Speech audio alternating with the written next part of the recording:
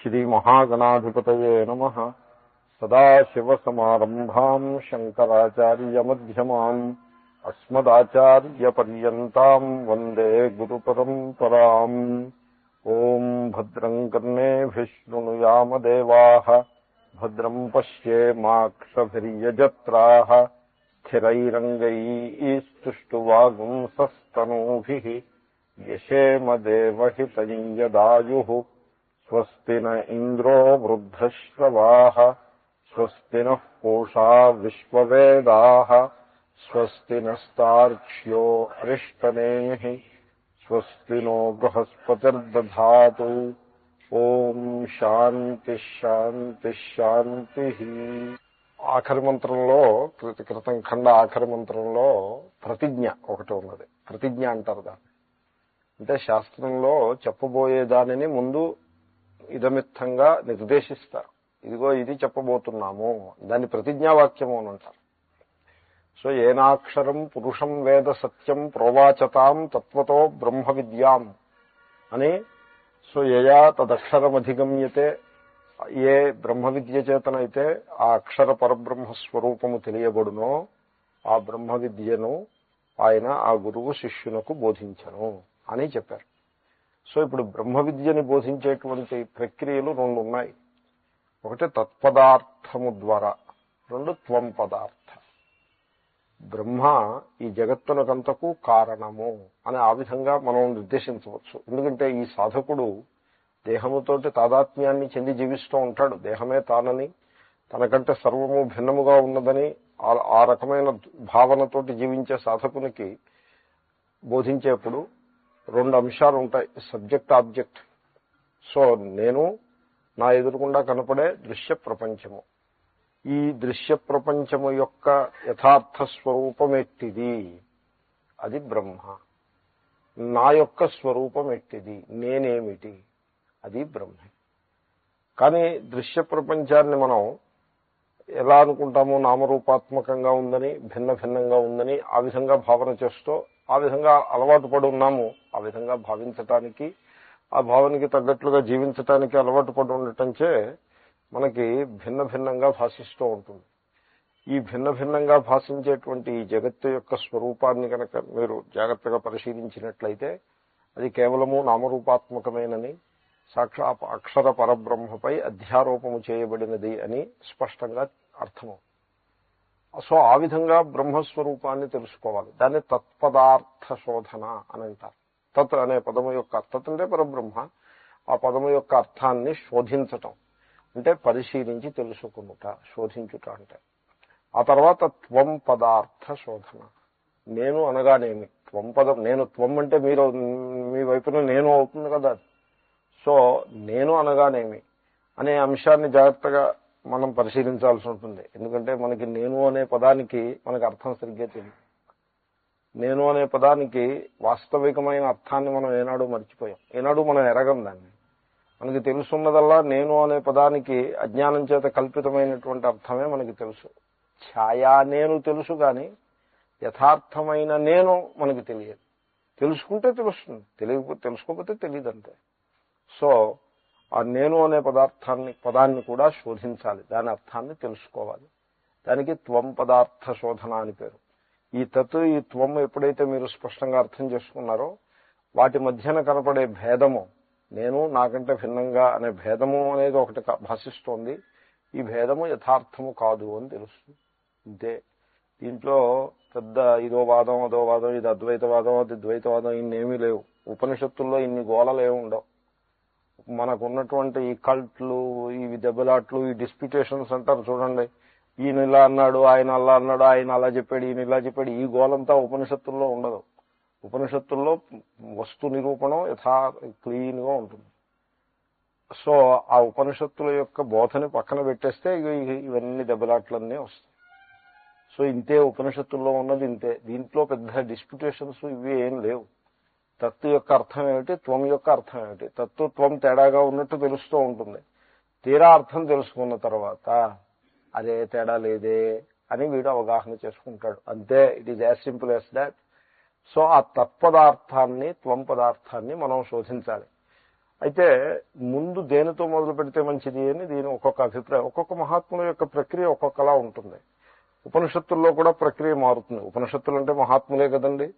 So ముండకోపనిషత్తులో తత్తుకి ప్రాధాన్యం, తత్పదార్థ శోధనతోటి ముండకోపనిషత్తు ఇప్పుడే కదా ఆరంభం అవుతుంది.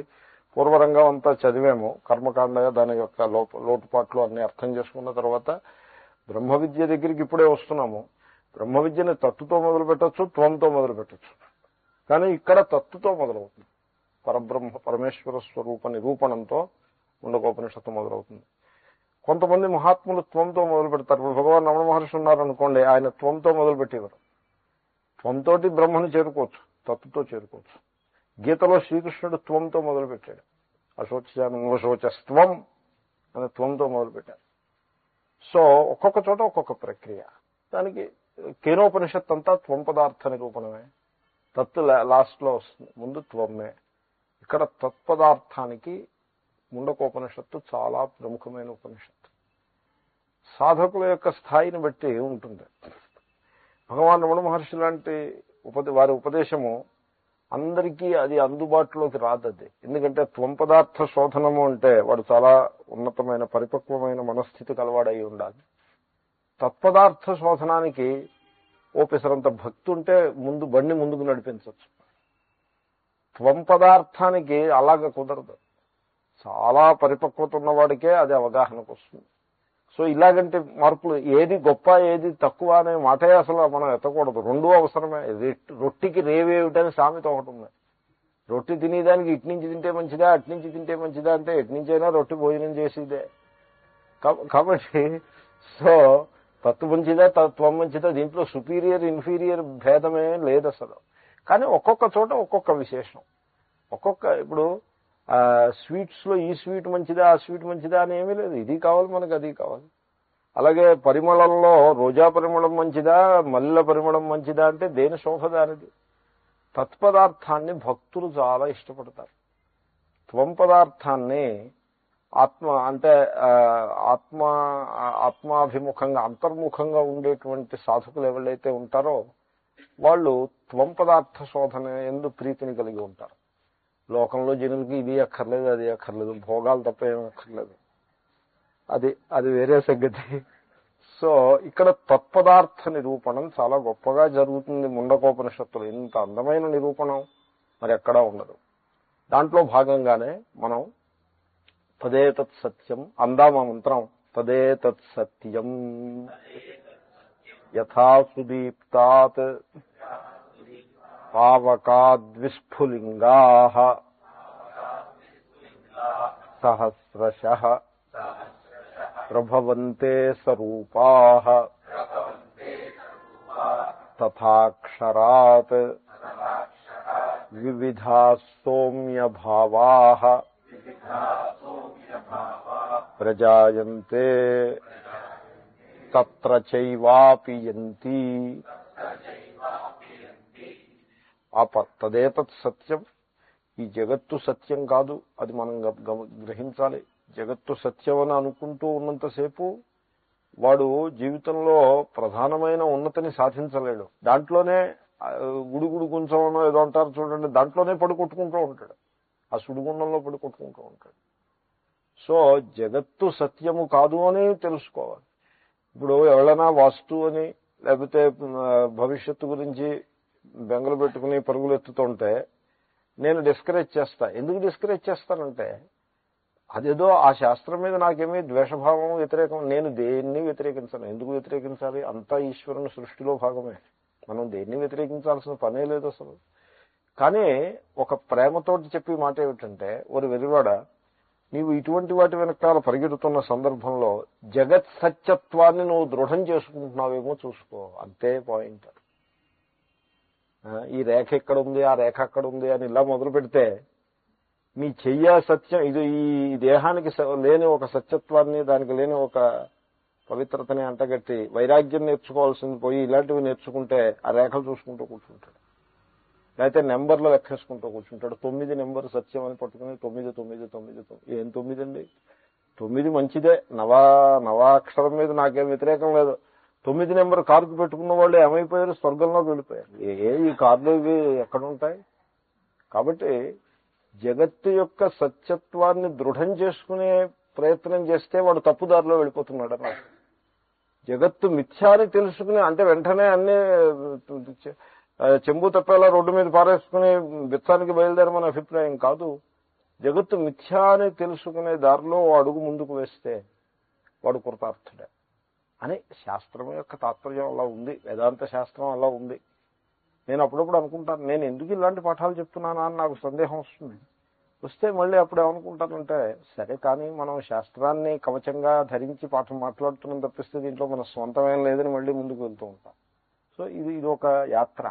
ఎనీవే, సో ఆ జగత్తు మిథ్యా అని మీరు ఎప్పుడు తెలుస్తుందంటే, నామరూపములు మిథ్యా అని ఒకటి తెలుసుకుంటూ ఉండాలి. ఇటువైపు నుంచి అటువైపు నుంచి ఇది సత్యం కాదు, ఇది దీని వెనకాల ఉన్నటువంటి ఆ పరమేశ్వరుడే సత్యము అని ఆ రెండు భావాలు కలిపితే అది బాగా దృఢం అవుతుంది. ఈశ్వరుని యొక్క సత్యత్వాన్ని బాగా మనస్సుకు పట్టించుకోవడం చేతనవ్వాలి. మనకి ఈశ్వరుడు అంటే ఏదో కష్టం మీద భావన చేస్తాం మనం. ఇప్పుడు ఇంట్లో పిల్లాడు ఉన్నాడు, లేకపోతే భార్య ఉంది, భర్త ఉన్నాడు అనే అంశాన్ని భావన చేయటానికి మనకి అది పెద్ద కఠినమైన విషయం ఏం కాదు. ఎందుకంటే ఆ ఉనికి, దట్ ఎగ్జిస్టెన్స్, భర్త యొక్క ఎగ్జిస్టెన్స్, భార్య యొక్క ఎగ్జిస్టెన్స్, లేకపోతే మనం ప్రేమించే వ్యక్తి యొక్క ఉనికి, ఆ ఉనికి మనకి బాగా అనుభవానికి వచ్చే ఉనికి. ఆ సత్త విషయంలో మనకి ఎట్టి సందేహం లేదు.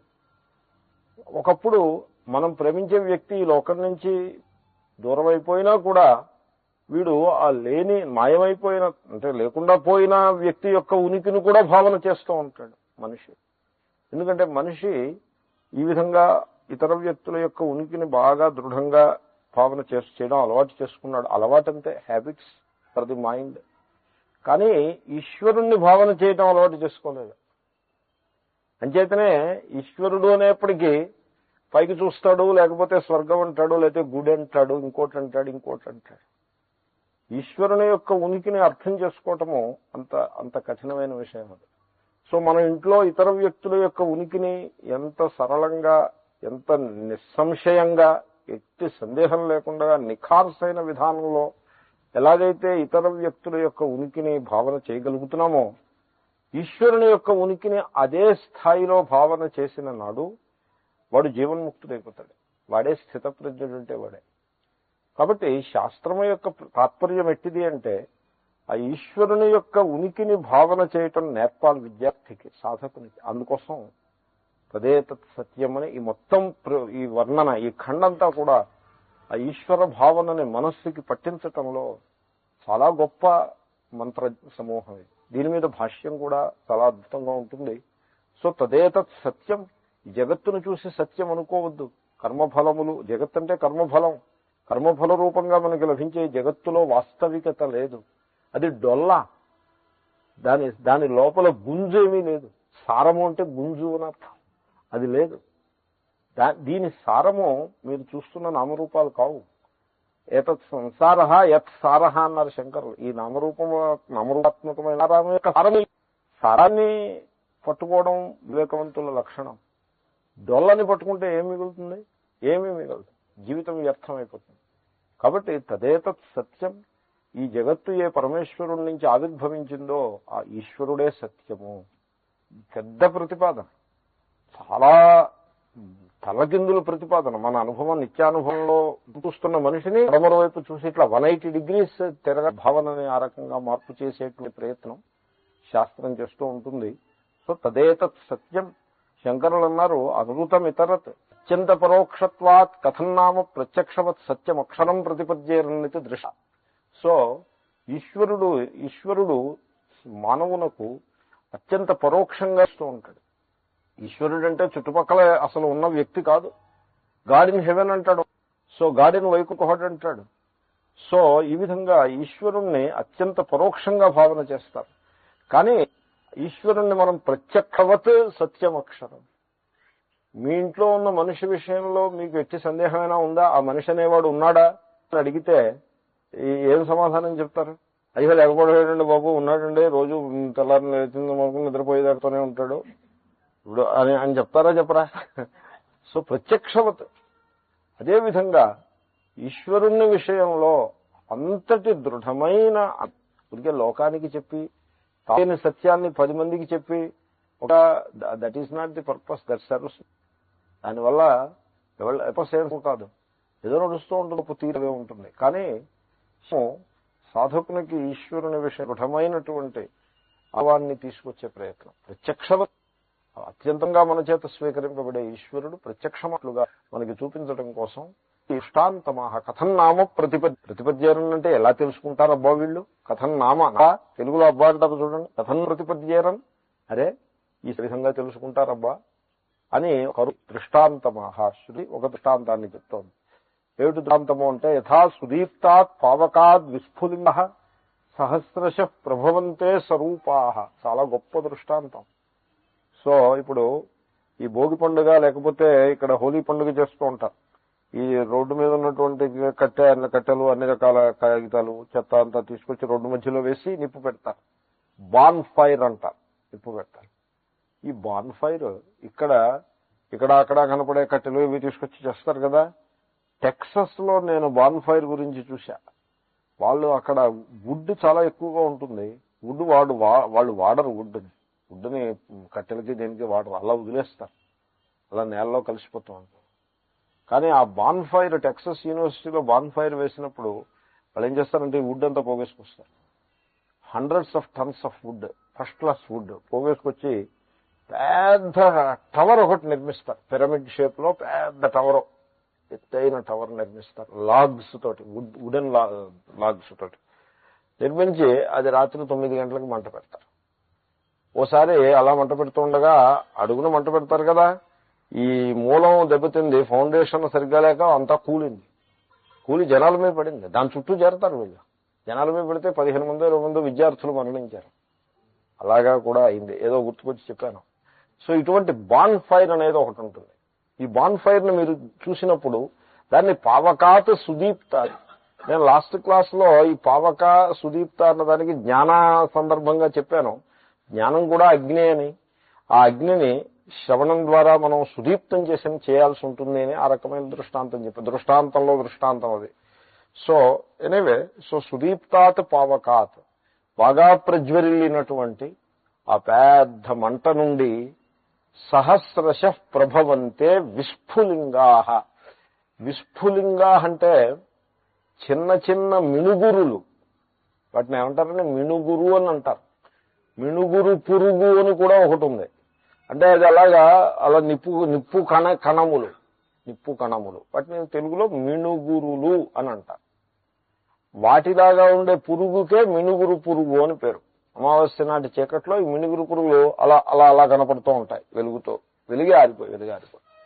అటువంటి విస్ఫులింగములు అంటే విస్ఫులింగములోనే సంస్కృత పదం. అటువంటి మినుగురులు అవి సహస్రశ ప్రభవంతే, అవి వేల సంఖ్యలో ఈ ఫైర్ నుంచి పైకి వస్తూ ఉంటాయి. గమనించారా మీరు? భావన చేయగలుగుతారు కదా. ఇప్పుడు ఆ మినుగురుకి ఈ ఫైర్కి తేడా ఏమిటి అంటే సైజులో తేడా ఉంది. ఈ ఫైర్ పెద్ద సైజు, ఆ మినుగురు చిన్నది, అదొక తేడా. ఇంకో తేడా ఉంది, ఈ ఫైర్ కారణం, అది కార్యం. దీని నుంచి అది పుట్టిందిగా, అవన్నీ దీని నుంచి పుట్టే, అవన్నీ కార్యాలు, ఇది కారణం. ఈ తేడాలు ఉన్నాయి. కానీ వస్తు స్వరూపంలో భేదం ఉన్నదా? లేదు. స్వరూప అన్ని మినుగురులు పరస్పరము ఒక మినుగురు ఒక విస్ఫులింగం కంటే మరో విస్ఫులింగం భిన్నంగా ఉన్నట్టుగా మనకు అనిపిస్తుంది. దేశకాలాలను బట్టి భిన్నంగా ఉంటాయి అవి. ఒక విస్ఫులింగం పుట్టింది, పైకి ఎగిరింది, అక్కడ అంతరించింది. ఈ లోపల అది అంతరించబోయి ఈ లోపల ఇంకోటి పుట్టింది, అలా పైకి ఎగురుతోంది. అలా కొత్తవి పుడుతూ ఉంటాయి, పాతవి అంతరిస్తూ ఉంటాయి, అలా నడుస్తూ ఉంటుంది. కాబట్టి వీటిల్లో కాలభేదం ఉంది, దేశభేదం ఉంది. దేశభేదం ఉండబట్టే విడివిడిగా చూస్తున్నాం మనం. సో దేశకాల భేదం ఉందే, అంచేతన మనకి వేరువేరుగా ఉన్నట్టుగా భాషిస్తున్నాయి, వాస్తవమే. కానీ వాటి తత్వంలో భేదం ఉన్నదా అన్నట్లయితే, తత్వంలో భేదం ఉందా అని అడిగినట్లయితే లేదు. తత్వంలో భేదం. చూసారా ఎంత చిత్రమైన విషయం. స్వరూపాహ, ఒకటే రూపము లేక స్వరూపము కలవి, అవన్నీ కూడా పుడతాయి. తథా అక్షరాత్ వివిధా సౌమ్య భావా. ఇది దృష్టాంతం. తథా అదే విధంగా, యథా తథా, యథా అంటే ఏ విధంగానైతే దృష్టాంతం, తథా అదే విధంగా. సో హే సౌమ్య, సౌమ్య అని ఆ గురువు గారు శిష్యుడితో అంటున్నాడు. అంటే ఓ కోమల చిత్తము గలవాడా. సౌమ్య అంటే సౌమ్య అని లౌకిక సంస్కృతంలో సౌమ్యుడు. విన్నరా మాట? ఆయన చాలా సౌమ్యుడు అంటే చాలా మెత్తని మనస్సు గలవాడు, ప్రసన్నమైన కోమలమైన మనస్సు గలవాడు. కోమలమైన చిత్తం ఉండాలండి. వేదాంతం అర్థం అవ్వాలంటే బండస్వాధ్యాయికి అర్థం కాదు. ఊరికే వల్లె వేయగలుగుతాడే తప్పించి కోమల చిత్తం ఉండాలి. అంచేతనే రామాయణం, భాగవతం వీటికి ప్రాధాన్యం అక్కడే వస్తుంది. ఎందుకంటే రామాయణాన్ని కనుక మీరు ఆస్వాదించగలిగితే మీకు ఆ కోమల చిత్తం ఉన్నట్టు లెక్క. పూర్ణిమ నాటి చంద్రునిలో మీరు ఒక విలక్షణమైన శోభను ఆస్వాదించగలిగితే మీకు ఆ కోమల చిత్తం ఉన్నట్టు లెక్క. అటువంటి కోమల చిత్తం ఉన్నవాడికే ఈశ్వరుని యందు భక్తి అనేది సహజంగా అనుకరిస్తుంది. భక్తి ఉన్నప్పుడు మాత్రమే జ్ఞానము ఉదయిస్తుంది. ఇది దాని లెక్క. కాబట్టి హే సౌమ్య అంటే హే కోమల చిత్త. కొంతమంది మనస్సు చాలా బండబారిపోయి ఉంటుంది. వాళ్ళు కొంతమంది ధనానికి బాగా వ్యామోహానికి అలవాటు పడ్డవాళ్ళు, ఆ ధన వ్యామోహంలో వాళ్ళు భార్యని, పిల్లల్ని, ఎవ్వళ్ళని ఖాతరు చేయరు. డబ్బే ముఖ్యం. ఈ డబ్బు ఎవరి కోసం? తను ప్రేమించే తన వాళ్ళ కోసమేగా ఈ డబ్బు. ఆ ప్రేమను కూడా త్రోసిపుచ్చి డబ్బును పట్టుకుని వెళ్ళాడతారు. అంటే మనస్సు బండబారిపోయింది. అటువంటి వాడిని ఏమంటారంటే వీడి మొహం, వీడికో ప్రేమ లేదు, ఏమీ లేదు, వాడంతే అని అనుకుంటారు. ఎప్పుడు క్రోధాన్ని మనం పొందుతూ ఉన్నాం అనుకోండి, ఆ క్రోధం కూడా ఈ కోమల చిత్తానికి విరుద్ధమైనది. సో కోపము అనేది ఆ మనస్సుకు ఉండేటువంటి ఆ మంచి లక్షణాన్ని పాడు చేసేస్తుంది. పాలల్లో ఉప్పు కణిక వేస్తే ఆ పాలు విరిగిపోయినట్టుగా కోపము ఆ విధంగా పనిచేస్తుంది. కాబట్టి అందుకోసమే కోపం ఉండకూడదని చెప్పడం. మీ వేదాంత పాఠం మీరు చెప్పండి మా కోపం గురించి, మీకు అది కాకుండా కోపం ఉన్నట్లయితే ఈ పాఠం వర్తించదు, పాఠం ఉపయోగం ఉండదు.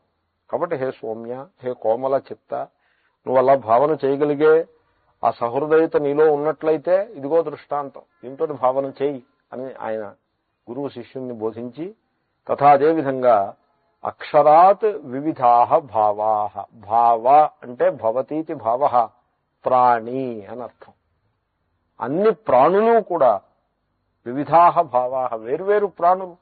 కొన్ని ప్రాణులు మనుష్య రూపంగా ఉంటాయి, కొన్ని పశు పక్షి క్రిమి కీటకాది రూపాల్లో ఉండే సమస్త ప్రాణులు కూడా అక్షరాత్ ప్రజాయంతే.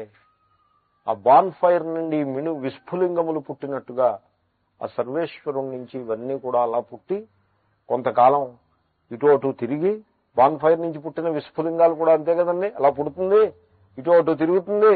కొన్ని ఇటుపక్కకి ఎగురుతాయి, కొన్ని అటు ఎగురుతాయి, కొన్ని ఇటు పడతాయి, కొన్ని అటు పడతాయి, కొన్ని అంతరిక్షంలోకి పోతాయి, రకరకాలుగా అన్ని వైపులకి వెలుగుతాయి. అలా వెలిగేసి మళ్ళీ ఆరిపోతాయి. అక్కడ మనుష్యుని జీవితం కూడా పశుపక్ష్యాది సకల ప్రాణులు అంతే. సో చాలా గొప్ప ప్రతిపాదన. మీరు భావన చేయగలిగితే ఇంత అద్భుతమైన ప్రతిపాదన అదే కానీ మరొకటి లేదు. మీకు భాష్యకారుల యొక్క వివరణ నేను ఇంకా వివరిస్తాను, మీరు దాన్ని you can appreciate it further. భాష్యం యథా సుదీప్తాత్ సుష్ఠుదీప్తాత్ ఇద్ధాత్ పావకాత్ అగ్నేర్విస్ఫులింగాః అగ్న్యవయవాః సహస్రశః అనేకశః ప్రభవంతే నిర్గచ్చంతి స్వరూపాః అగ్నిసలక్షణా ఏవ. అంతవరకు దృష్టాంతం. యథా ఏ విధంగానైతే సుదీప్తాత్, సుష్ఠు దీప్తాత్ బాగుగా ప్రజ్వరిల్లజేయబడిన, ఇద్ధాత్ అంటే ఇంధనము వేసి బాగుగా ప్రజ్వరిల్లజేయబడిన, పావకాత్ అగ్నేహ అగ్ని నుండి, పంచమి అగ్ని నుండి, విస్ఫులింగాః అంటే అవి అగ్ని అవయవములు. అగ్నే అది అగ్నే, విస్ఫులింగం కూడా అగ్నే. అంచేతనే విస్ఫులింగం వెళ్ళి ఎక్కడైనా పడిందనుకోండి, బాగా ఎండిపోయిన కట్టె మీద ఈ విస్ఫులింగం పడిందనుకోండి, సర్వని అంటుకుంటుంది. మీ ఆ విస్ఫులింగం వచ్చి మీ బొగ్గ మీద పడింది అనుకోండి, ఇలా అనిపిస్తుంది, మండుతుంది. ఎందుకని అంటారు? అగ్ని విస్ఫులింగ, అది అగ్ని అవయవములే. ఉరికే చిన్న పెద్ద అని సైజులోనూ దేశకాలాల్లోనూ, సైజు అంటే దేశము కాలమే కదండి, దేశకాలాలను బట్టి భేదం వచ్చింది తప్పిస్తే తత్వంలో భేదం లేదు అని అభిప్రాయం. విస్ఫులింగా అగ్ని అవయవములు, అగ్ని యొక్క అవయవములు అంటే పార్ట్స్, అంటే పీసెస్. ఎన్నుంటాయి? సహస్రశ, అనేకశ. సహస్ర అంటే 1000 ఏమీ కాదు, ఇన్యూమరబుల్, కౌంట్లెస్. ప్రభవంతే అంటే నిర్గచ్చంతి, బయటకు వస్తూ ఉంటాయి. ఈ బయటకు వచ్చే విస్ఫులింగములు స్వరూపాహ, సమానమైన లక్షణము కలిగినవి. అగ్నితోటి దేంతో సమానం? అగ్ని సలక్షణాః ఏవా, అగ్నితో సమానమైనటువంటి లక్షణము కలిగినవి మాత్రమే. ఇది దృష్టాంతం. ఇప్పుడు ఇంక దార్ష్టాంతికము, దృష్టాంతము దార్ష్టాంతికము, ఆ పదం మీరు గమనించండి. ఎందుకంటే నేను భాష్య పాఠం చెప్తున్నాను, తెలుగులో పాఠం చెప్తున్నాను. మీరందరూ సంస్కృతంలో మంచి ప్రజ్ఞ గలవారుగా తయారు కావాలి. ఎందుకంటే నేను అక్కడ చెప్తూ ఉంటాను. మీరు అక్కడ ఏం పాఠాలు చెప్తారంటే, ముండకోపనిషత్తు పాఠం చెప్తున్నానండి అన్నం, ముండకోపనిషత్తు శంకర భాష్యంతో సహా చెప్తున్నాను అని అంట. అలా that is how I say. ఎందుకంటే చాలా గర్వించదగ్గ విషయం. సాధారణంగా లోకంలో ముండకోపనిషత్తు చదివే వాళ్ళే తక్కువ, దాంట్లో మళ్ళీ భాష్యంతో చదివే వాళ్ళు మరీ తక్కువ. ఎందుకంటే ఆ భాష్య పంక్తుల్ని వాటిని అన్వయించడం కొంచెం క్లేశంతో కూడిన పని. అంచేతనే మీకు సంస్కృతం వచ్చినా రాకపోయినా పర్వాలేదు, మీరు సంస్కృతం వచ్చిన వాళ్ళ దగ్గర చదువుకోవాలి అని ఒక రూలు. ఎందుకంటే మీకు వైద్యం వచ్చినా రాకపోయినా పర్వాలేదు, వైద్యం వచ్చిన వాడి దగ్గర వైద్యం చేయించుకోవాలని చెప్పినట్టుగా.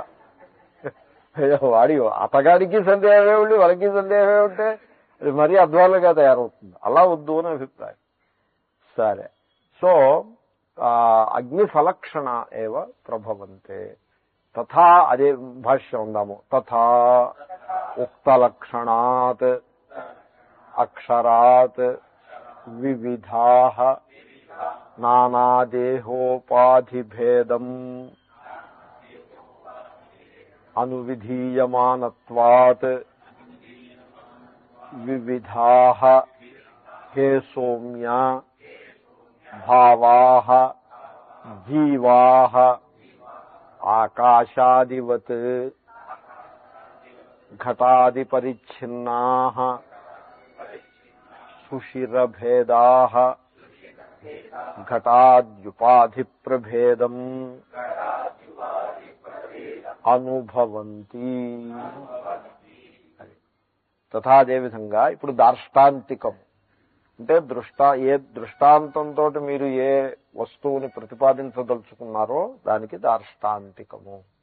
The thing that is explained with the help of an illustration, దానికి దార్ష్టాంతికము అని పేరు. దృష్టాంతముచే ప్రతిపాదించబడేది ఏమిటది? తథా, అదేవిధంగా ఉక్తలక్షణాత్ అక్షరాత్, అక్షరము నుండి.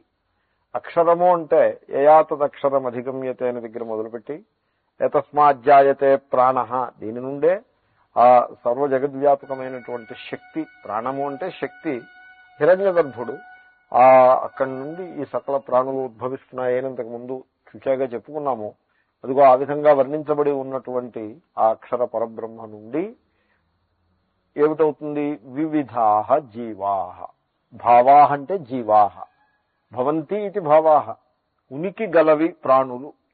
సో పుడతాయి, భవంతి ఇది భావాః, పుడతాయి కాబట్టి ప్రాణులకి జీవాః అని అర్థం. వివిధాః జీవాః, వేర్వేరు జీవులు. ఏమంటే ఒకే అక్షర పరబ్రహ్మ నుండి ఇన్ని జీవులు పుడుతున్నప్పుడు ఈ వేర్వేరు అని వివిధాః అని ఈ భేదం ఎక్కడి నుంచి వచ్చింది? వాటికి భేదం రావడానికి వీల్లేదు కదా. సోర్స్ ఒకటే అయినప్పుడు ఈ భేదం ఎక్కడి నుంచి వచ్చింది? ఇప్పుడు అన్ని నగలు బంగారం నుంచే పుట్టినప్పుడు బంగారం ఒక్కటి, కాజు ఒక్కటి, కారణాలు అనేకం. ఎలాగా? ఎందువల్ల? ఈ లేని భేదం అక్కడ లేని భేదం ఇక్కడ ఎందుకు వచ్చింది? అది కొంచెం మరి వివరించాల్సి ఉంటుంది కదా. వివిధాః అని ఉంది కదా, దాన్ని వివరిస్తున్నారు ఆయన. ఏమిటి భేదము అంటే నానా దేహ ఉపాధి భేదం అనువిధీయమానత్వాత్ వివిధాః. సో నానా దేహ ఉపాధి భేదం, ఇక్కడ అనేక జీవులు ఉదయించేయి. ఈ అనేక జీవులు వీటిలో ఉన్న భేదం ఏమిటంటే ఉపాధి భేదం, ఉపాధి యొక్క భేదం. ఇక్కడ ఉపాధి ఏమిటి? నానా దేహ ఉపాధి భేదం. ఉపాధి అంటే కేవలము సమీపంలో ఉండి తన ధర్మాలని మరో దానికి సంక్రమింపజేస్తుంది, దాని పేరు ఉపాధి. చెప్పాను, మళ్ళీ గుర్తు చేస్తూ ఉంటాను. ఉపధా, ఉప సమీపే, ధా ధా అంటే ఉంచుట, ప్రసరింపజేయుట. సమీపంలో ఉన్న పాపానికి, దగ్గరగా ఉన్న పాపానికి 6 నెలలు వీరు వారు ఒకటవుతారని ఏదో సామెత ఉంటుంది. దగ్గరగా ఉన్న పాపానికి అది తన గుణాలని ఇంకొక దానికి సంక్రమింపజేస్తుంది. చేస్తుంది అని కూడా అనకూడదు, చేస్తుంది ఇవ, యాస్ దో. సో ఇప్పుడు ఎలాగంటే ఒక స్ఫటికం పక్కన జపాకుసుమాన్ని పెడితే, అంటే పండితులైతే ఇలా చెప్తారు, సంస్కృతంలో ఎప్పుడో అలాగే చెప్పేవారు, అదే నేను చెప్తున్నా. ఎర్ర మందారాన్ని కనుక ఒక స్ఫటికం పక్కన పెట్టినట్లయితే, క్రిస్టల్ పక్కన, ఈ స్ఫటికము రూబీలాగా కనపడుతుంది, ఎర్ర కెంపులాగా కనపడుతుంది. అప్పుడు మనం ఏమనుకుంటాం, అబ్బో ఈ కెంపు ఎంత బాగుందో, రెడ్ కలర్డ్ స్టోన్ అని మీరు అనుకుంటారు. ఆ మందారం తీసేస్తాం, అది కెంపు కానే కాదు. అప్పుడు మీరు ఏమంటారు, అరే మందారము యొక్క ఎర్రదనము కెంపుకు వచ్చినదే అంటారు. కెంపుకు వస్తే ఈ మందారం తీసినా ఇంకా ఎర్రగానే ఉండాలి, అది వచ్చేస్తే ఇంకా అలాగే ఎర్రగానే ఉండాలి. కానీ మందారం తీయగానే అది మళ్ళీ మామూలుగా అయిపోతుంది, స్వచ్ఛంగా అయిపోతుంది. స్వచ్ఛంగా అయిపోతుందంటే కలర్ ఏమి ఉండదని అర్థం.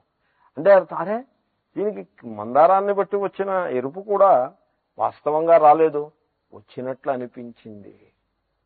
అలా ఎందుకు అనిపించాలంటే మరి అదే ప్రారంభం. ఇంద్రియాల యొక్క సమస్య అలాగే ఉంటుంది. ట్రిక్ ఆఫ్ ది సెన్సెస్ అంటారు. ఈ ఇంద్రియాలు మనల్ని అలా ట్రిక్ చేస్తూ ఉంటాయి. సో మనల్ని అక్కడ లేని దాన్ని ఉన్నట్టుగా కనిపిస్తూ ఉంటాయి. దానికి దృష్టాంతం సినిమాయే. ఈ ట్రిక్ ఆఫ్ ది సెన్సెస్ వల్ల కొంత వ్యవహారిక ఉపకారం ఉంటుంది, అపకారం కూడా ఉంటుంది. కత్తి లాంటిది, కత్తికి ఉపకారం ఉంటుంది, అపకారం ఉంటుంది. అలాగే సెన్సెస్ యొక్క ట్రిక్ ఉండబట్టే మనం వెళ్ళి ఏదో సినిమా ఏదో చూడగలుగుతాం. లేకపోతే సెన్సెస్కి ట్రిక్ లేదనుకోండి, ఇంక సినిమా చూడడం ఉండదు. కానీ దానివల్లనే సంసారంలో అసత్యములన్నింటినీ సత్యాలుగా భ్రమపడే ప్రమాదం కూడా ఉన్నది. సో ఇక్కడ ఆ క్రిస్టల్కి లేనటువంటి ఎర్రదనము జక్స్టపోజిషన్ అంటే పక్కనే ఉన్న ఎర్రమందారాన్ని బట్టి వచ్చింది. అదేవిధంగా ఆత్మ చైతన్యము ఈ దేహమునందు ప్రకటమవుతున్నప్పుడు అనువిధీయమానత్వాత్ అంటే అర్థం. అది దేహ ఉపాధిం అనువిధీయమానత్వాత్. అనువిధీయమానత్వాత్ అంటే తత్తదుపాధిమనుసృత్య భాసమానత్వాత్ ఇత్యర్థ. ఇప్పుడు నిప్పు ఉందనుకోండి, 4 రకాల కట్టెలు మండుతున్నాయనుకోండి, ఇక్కడ ఉన్నది అగ్నే, అక్కడ ఉన్నది అగ్నే, ఇంకో 3వ స్థానంలో ఉన్నది అగ్నే. అన్నీ అగ్నియే, ఒకటే అగ్ని. కానీ వేరువేరుగా ఎందుకు భాషిస్తోంది? వేర్వేరు కట్టెలను అనుసరించి ప్రకటమవుతోంది కనుక. అగ్ని ప్రకటమవ్వాలంటే కట్టెలు ఉండాలి, లేకపోతే ప్రకటన కాదు. ఇప్పుడు గ్యాస్ సిలిండర్ ఉంటుంది, ఆ సిలిండర్ అంటే ఏమిటి? అగ్ని, ఎనర్జీ అండి, కెమికల్ ఎనర్జీయే గ్యాస్ సిలిండర్ రూపంగా ఉంటుంది, అదే అగ్ని అంటే. ఇప్పుడు అది ప్రకటమవ్వాలంటే గ్యాస్ సిలిండర్ మీద తీసుకెళ్లి గిన్నె పెడితే మీకు వంట అవ్వదు. అది ప్రకటమవ్వాలంటే ఓ ఉపాధి ఒకదాన్ని దానికి కలిగించాలి. ఆ ఉపాధిని మీరు క్రియేట్ చేసినట్లయితే అది ప్రకటమవుతుంది. లేనిదేం ప్రకటన కాదు, ఉన్నదే ప్రకటమవుతుంది. అదేవిధంగా వేరువేరు దేహములే ఉపాధిగా ఈ చైతన్యం ప్రకటమవుతోంది. ఇప్పుడు ఈ అగ్ని వేరువేరు కట్టెలలో ప్రకటమైనప్పుడు ఆ కట్టెల యొక్క పరిమాణము అంటే సైజు, వాటి మంచి చెడు, కొన్ని పచ్చి కట్టెలు, కొన్ని ఎండు కట్టెలు, కొన్ని గంధపు కట్టెలు, కొన్ని ఏమో ఇంకో రకంగా సామాన్యమైన కట్టెలు. ఈ కట్టెల యొక్క మంచి చెడు సైజు, వాల్యూమ్ ఇవన్నీ కూడా ఆ కట్టె యందు ప్రకటమయ్యే నిప్పు కూడా మంటకు కూడా ఉన్నాయా అన్నట్లుగా అనిపిస్తుంది. వాస్తవంగా అగ్ని వీటన్నింటిలో ప్రకటమవుతున్నా వాటిలో ఉండే భేదము అగ్ని యందు లేదు. అవన్నీ వేరువేరు, కానీ అగ్ని ఒక్కటే. వాటిలో ఉండే గుణదోషాలు అగ్ని యందు లేవు. ఏమంటే అగ్ని చందనపు కర్ర నుంచి వచ్చే మంట అగ్ని గొప్పది, ఇంకేదో బొబ్బాసి కర్ర నుంచి వచ్చే మంట అగ్ని తక్కువది అనే భేదం ఎక్కడుందండి? లేదు. మానవుడు అజ్ఞానం చేత భేదాన్ని కల్పించడంలో దిట్ట. అలా భేదాలను కల్పించుకుని దుఃఖిస్తూ ఉండటం మానవుని యొక్క స్వభావం అది. సో ఈ నానా దేహ ఉపాధి భేదం అనువిధీయమానత్వాతు వివిధాః. అగ్ని వేరువేరుగా ఉందా? విస్ఫులింగాల్లో లేదు. కానీ విస్ఫులింగముల యొక్క సైజు, విస్ఫులింగం అంటే కూడా అది కూడా కోల్ పీస్, కోల్లే. ఆ కోల్లే అంచేతనే విస్ఫులింగాల మీద పడితే మంట పండి ఆ తర్వాత చేతితో ఇలా అనుకుంటే చేతికి ఆ కోల్ పీస్ నల్లటిది బొగ్గు ముక్క వస్తుంది. సో ఈ బొగ్గు ముక్కలే దేహాల వంటివి. వాటి ద్వారా ప్రకాశించబట్టి ఆ బొగ్గు ముక్కలు వేరువేరుగా ఉండబట్టి అగ్ని కూడా వేరుగా ఉన్నట్టు అనిపిస్తోంది. అలాగే అనేక దేహములు అనే ఉపాధి యందు ప్రకటమవుతుంటే ఒకే ఆత్మ చైతన్యము. లైక్ ఒకే సూర్యుడు అనేక మంచు బిందువులలో ప్రకటమవుతాడు. సూర్యోదయం అవుతోంది, హేమంత ఋతువులో సూర్యోదయం అవుతున్నప్పుడు మీరు బయటికి వెళ్ళినట్లయితే రాత్రి మంచు కురిసి మొక్కలు ఆకులు అన్నిటిపై మంచు బిందువులు వెండి కణముల వలె ప్రకాశిస్తూ ఉంటాయి. వాటిలో సూర్యుడు ప్రకాశిస్తూ, అవి వెండిలా ఎందుకు ప్రకాశిస్తున్నాయి? వాటిల్లో వెండి లాంటి లక్షణం ఎక్కడి నుంచి వచ్చింది అంటే సూర్య కిరణములు దాని యందు పడి అవి వెండి వలె ప్రకాశిస్తున్నాయి. ఒకే సూర్యుడు ఇన్ని బిందువులలో వేరువేరుగా ప్రకాశిస్తున్నాడు. ఉన్నది ఒకే సూర్యకాంతి. అదేవిధంగా ఒకే చైతన్య ప్రకాశము ఇన్ని ప్రాణుల దేహములలో ఆ దేహభేదాన్ని అనుసరించి వేరువేరుగా ఉందా అన్నట్లుగా అది వివిధాహ అంటే అర్థం. అంతేగాని శృతి ఇదిగో వివిధాహంది శృతి కాబట్టి జీవులందరూ వేరే అని ఉపన్యాసం కొంతమంది చెప్తారు. వివిధాహ జీవాహంది కనుక జీవులందరూ వేరే. జీవులందరూ వేరును శృతి చెప్పాలంటే మనకి తెలియదా సంగతి? జీవులందరూ వేరు కాకపోతే చెప్పాలి కానీ వేరే అయితే చెప్పేదేమిటి? కాబట్టి అటువంటి జీవులన్నీ కూడా నానాదేహ ఉపాధి భేదం అనువిధీయమానత్వాత్ వివిధాహ హే సౌమ్య భావాహ జీవాహ. దీనికి ఒక దృష్టాంతం ఎక్కడిచ్చారు, ఇంకో దృష్టాంతాన్ని ఇస్తున్నారు. దృష్టాంతంలో రకరకాల దృష్టాంతాలు ఇవ్వచ్చు కదా, సందర్భాన్ని బట్టి దృష్టాంతం ఇవ్వచ్చు.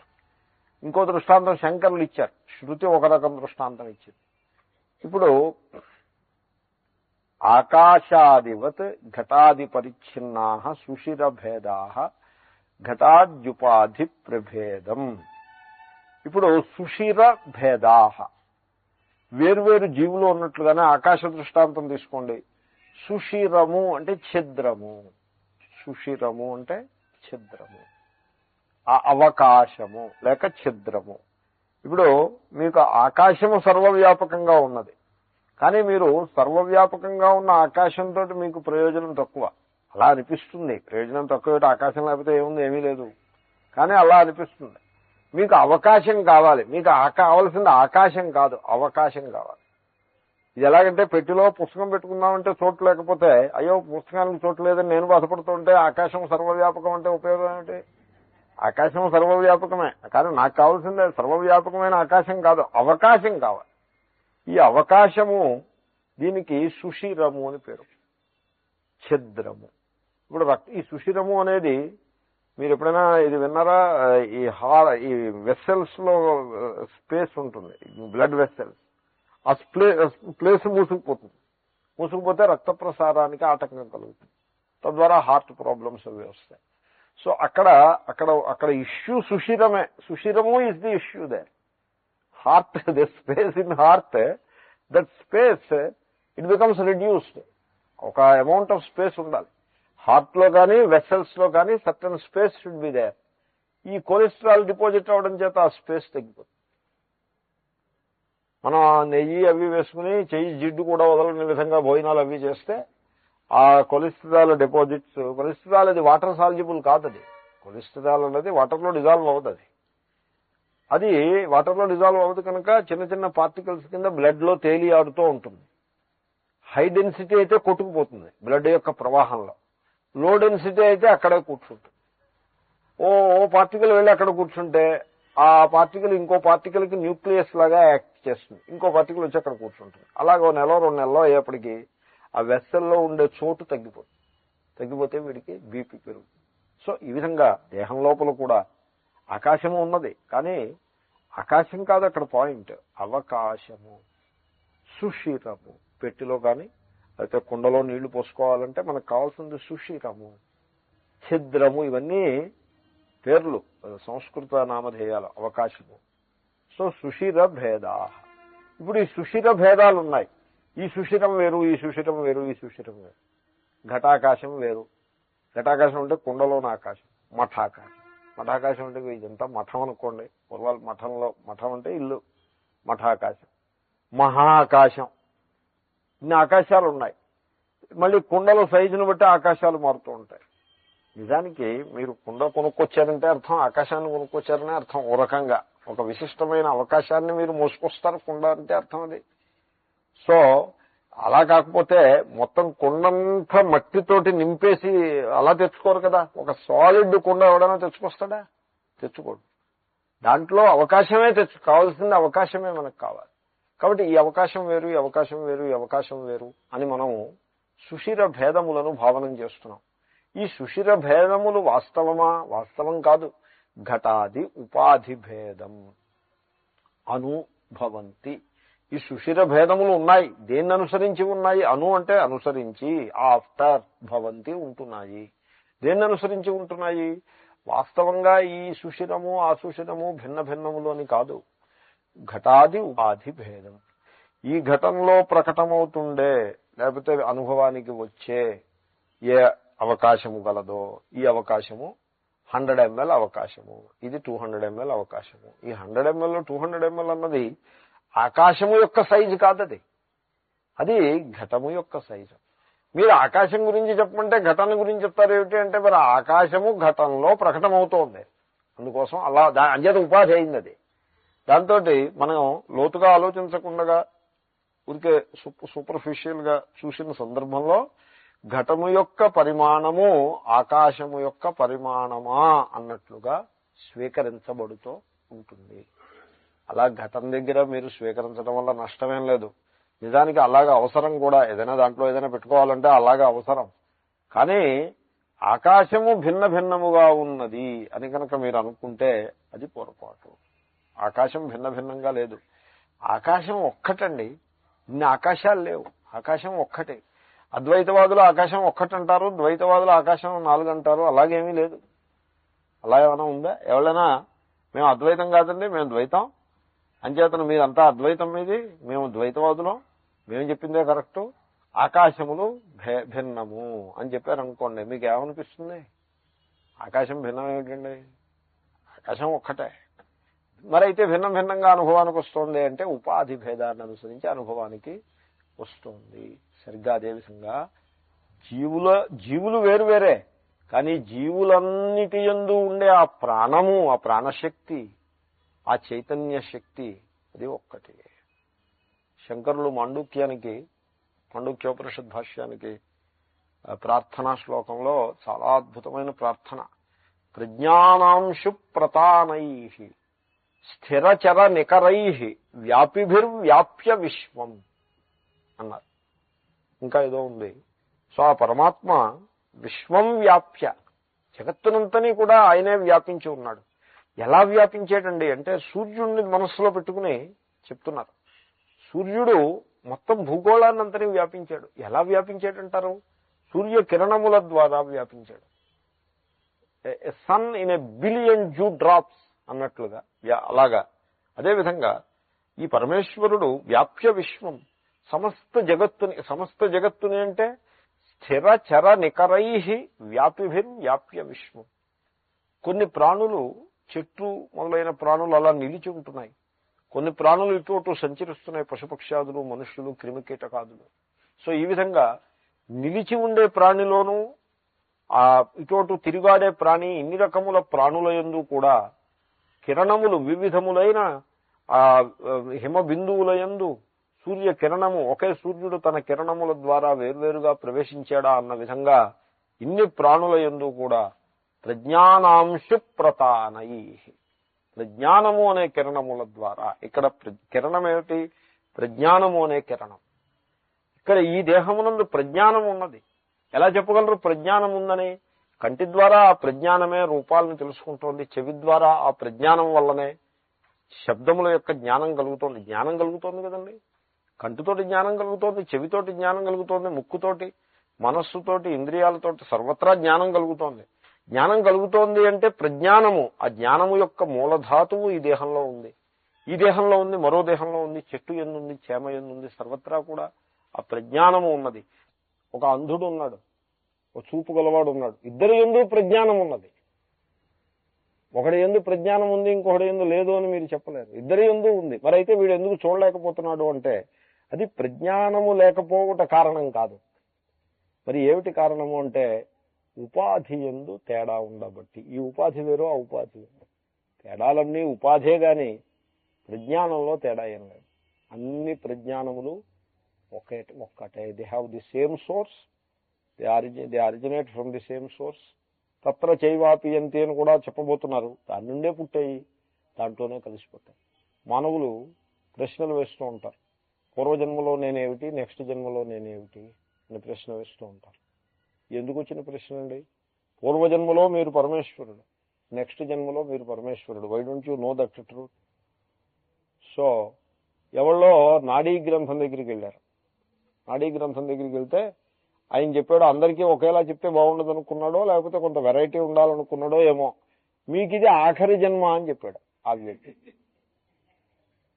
ఈ వ్యక్తి నెక్స్ట్ జన్మ ఏమిటని ఈ వ్యక్తి అడిగితే, నెక్స్ట్ జన్మ ఏదో చెప్పుండేవాడు, మీరు మహారాజే పుడతారు, ఏదో ఇది చెప్పి పుడతారు, అది పుడతారు, లేకపోతే మీరు స్వర్గంలో పుడతారని ఏదో చెప్పి వాళ్ళకి చెప్పారు. వాళ్ళు కూడా వెరైటీగా చెప్తారు కదా, కావాలని చెప్తారని నేను అన్నా, ఏదో పుస్తకం చూసి చెప్తారు. They to start believing it in it themselves. So మనిషికి belief is easy, investigation is difficult. Belief is easy path. So ఏదో బిలీఫ్లో వాళ్ళు ఉంటారు. వీళ్ళకి తగ్గట్టు వాళ్ళకి గంతకు తగ్గ బొంతని, సో దానికి తగ్గవాళ్ళు వీళ్ళు దొరుకుతారు. సో నెక్స్ట్ జన్మ మీకు లేదని చెప్పారు ఈ వ్యక్తికి. ఒక అమ్మగారికి చెప్పారు అలాగా. మద్రాసు వెళ్ళి 500 ప్రయాణానికి, ఇంకో 500 ఆయనకి సమర్పించుకుని వచ్చి తేల్చుకొచ్చిన సమాచారం ఏంటంటే నెక్స్ట్ జన్మ లేదు నాకు. సరే, హోలీ నెక్స్ట్ జన్మ లేదు, వీ హ్యాపీ హౌ? ఎక్కడో ఉపన్యాసంలో విన్నారు, ఆత్మజ్ఞానం వల్లనే మోక్షము, అప్పుడే ఇంకా జన్మ ఉండదు, నస పునరావర్తతే. మరి నాకు ఆత్మజ్ఞానం ఉందా అని చూసుకుంటే లేదు. ఎలాగా స్వామీజీ? నాకు ఆత్మజ్ఞానం లేదని నాకు అర్థమవుతోంది, నెక్స్ట్ జన్మ మరి లేదని నాకు నాడీ గ్రంథంలో వచ్చింది, ఇప్పుడు నేనేం చేయాలి? ఆత్మజ్ఞానం సంపాదించుకోండి. నేను సంపాదించుకోగలనా అని ప్రశ్న వేసినప్పుడు వారి ముఖంలో ఒక బెంగ. నేను చాలా బాధపడ్డాను. అయ్యో, మనుషులు ఉన్న సమస్యలకు తోడుగా ఇటువంటి సమస్యలను కూడా, కొత్త కొత్త సమస్యలను తెచ్చుకొస్తాయి.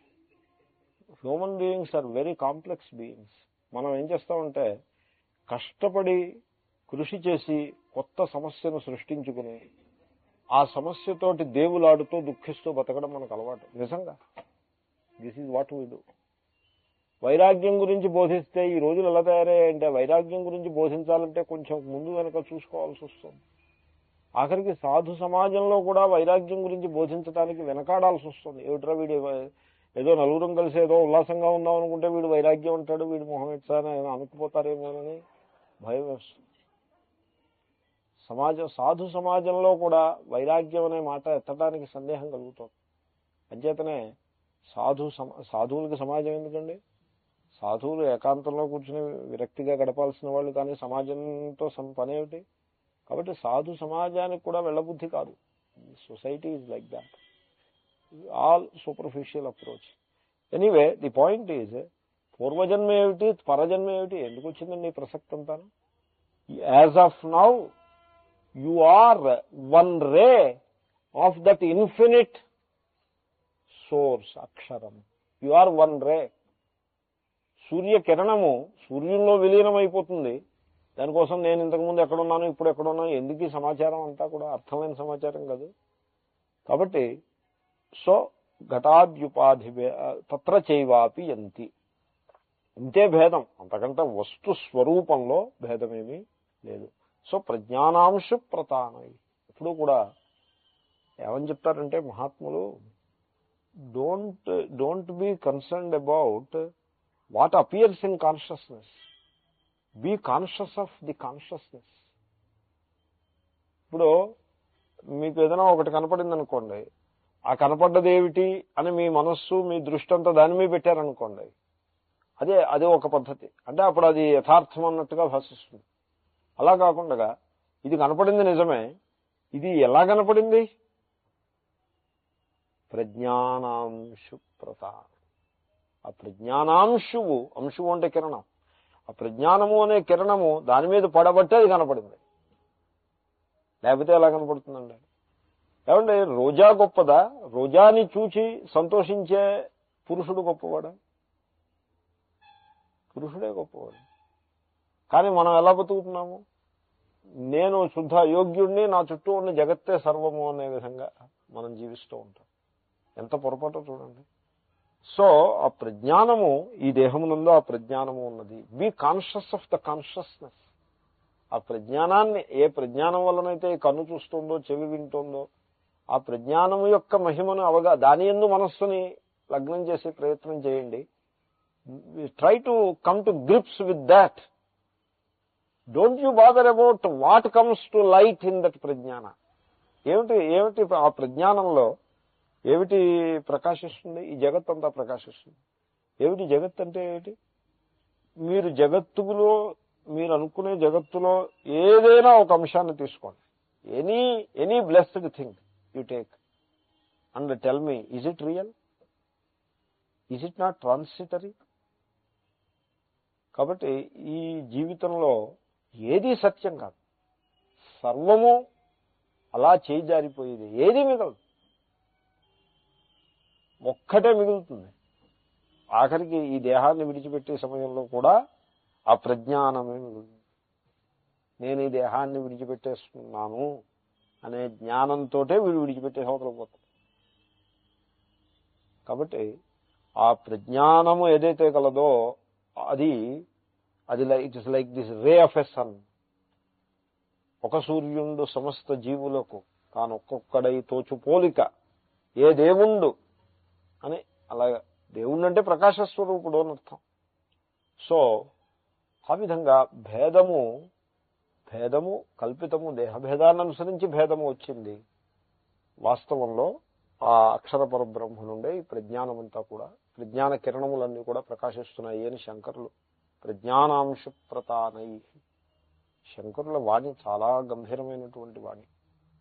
ఎనీవే, తర్వాత ఏవం నానానామరూపకృత దేహోపాధి ప్రభవం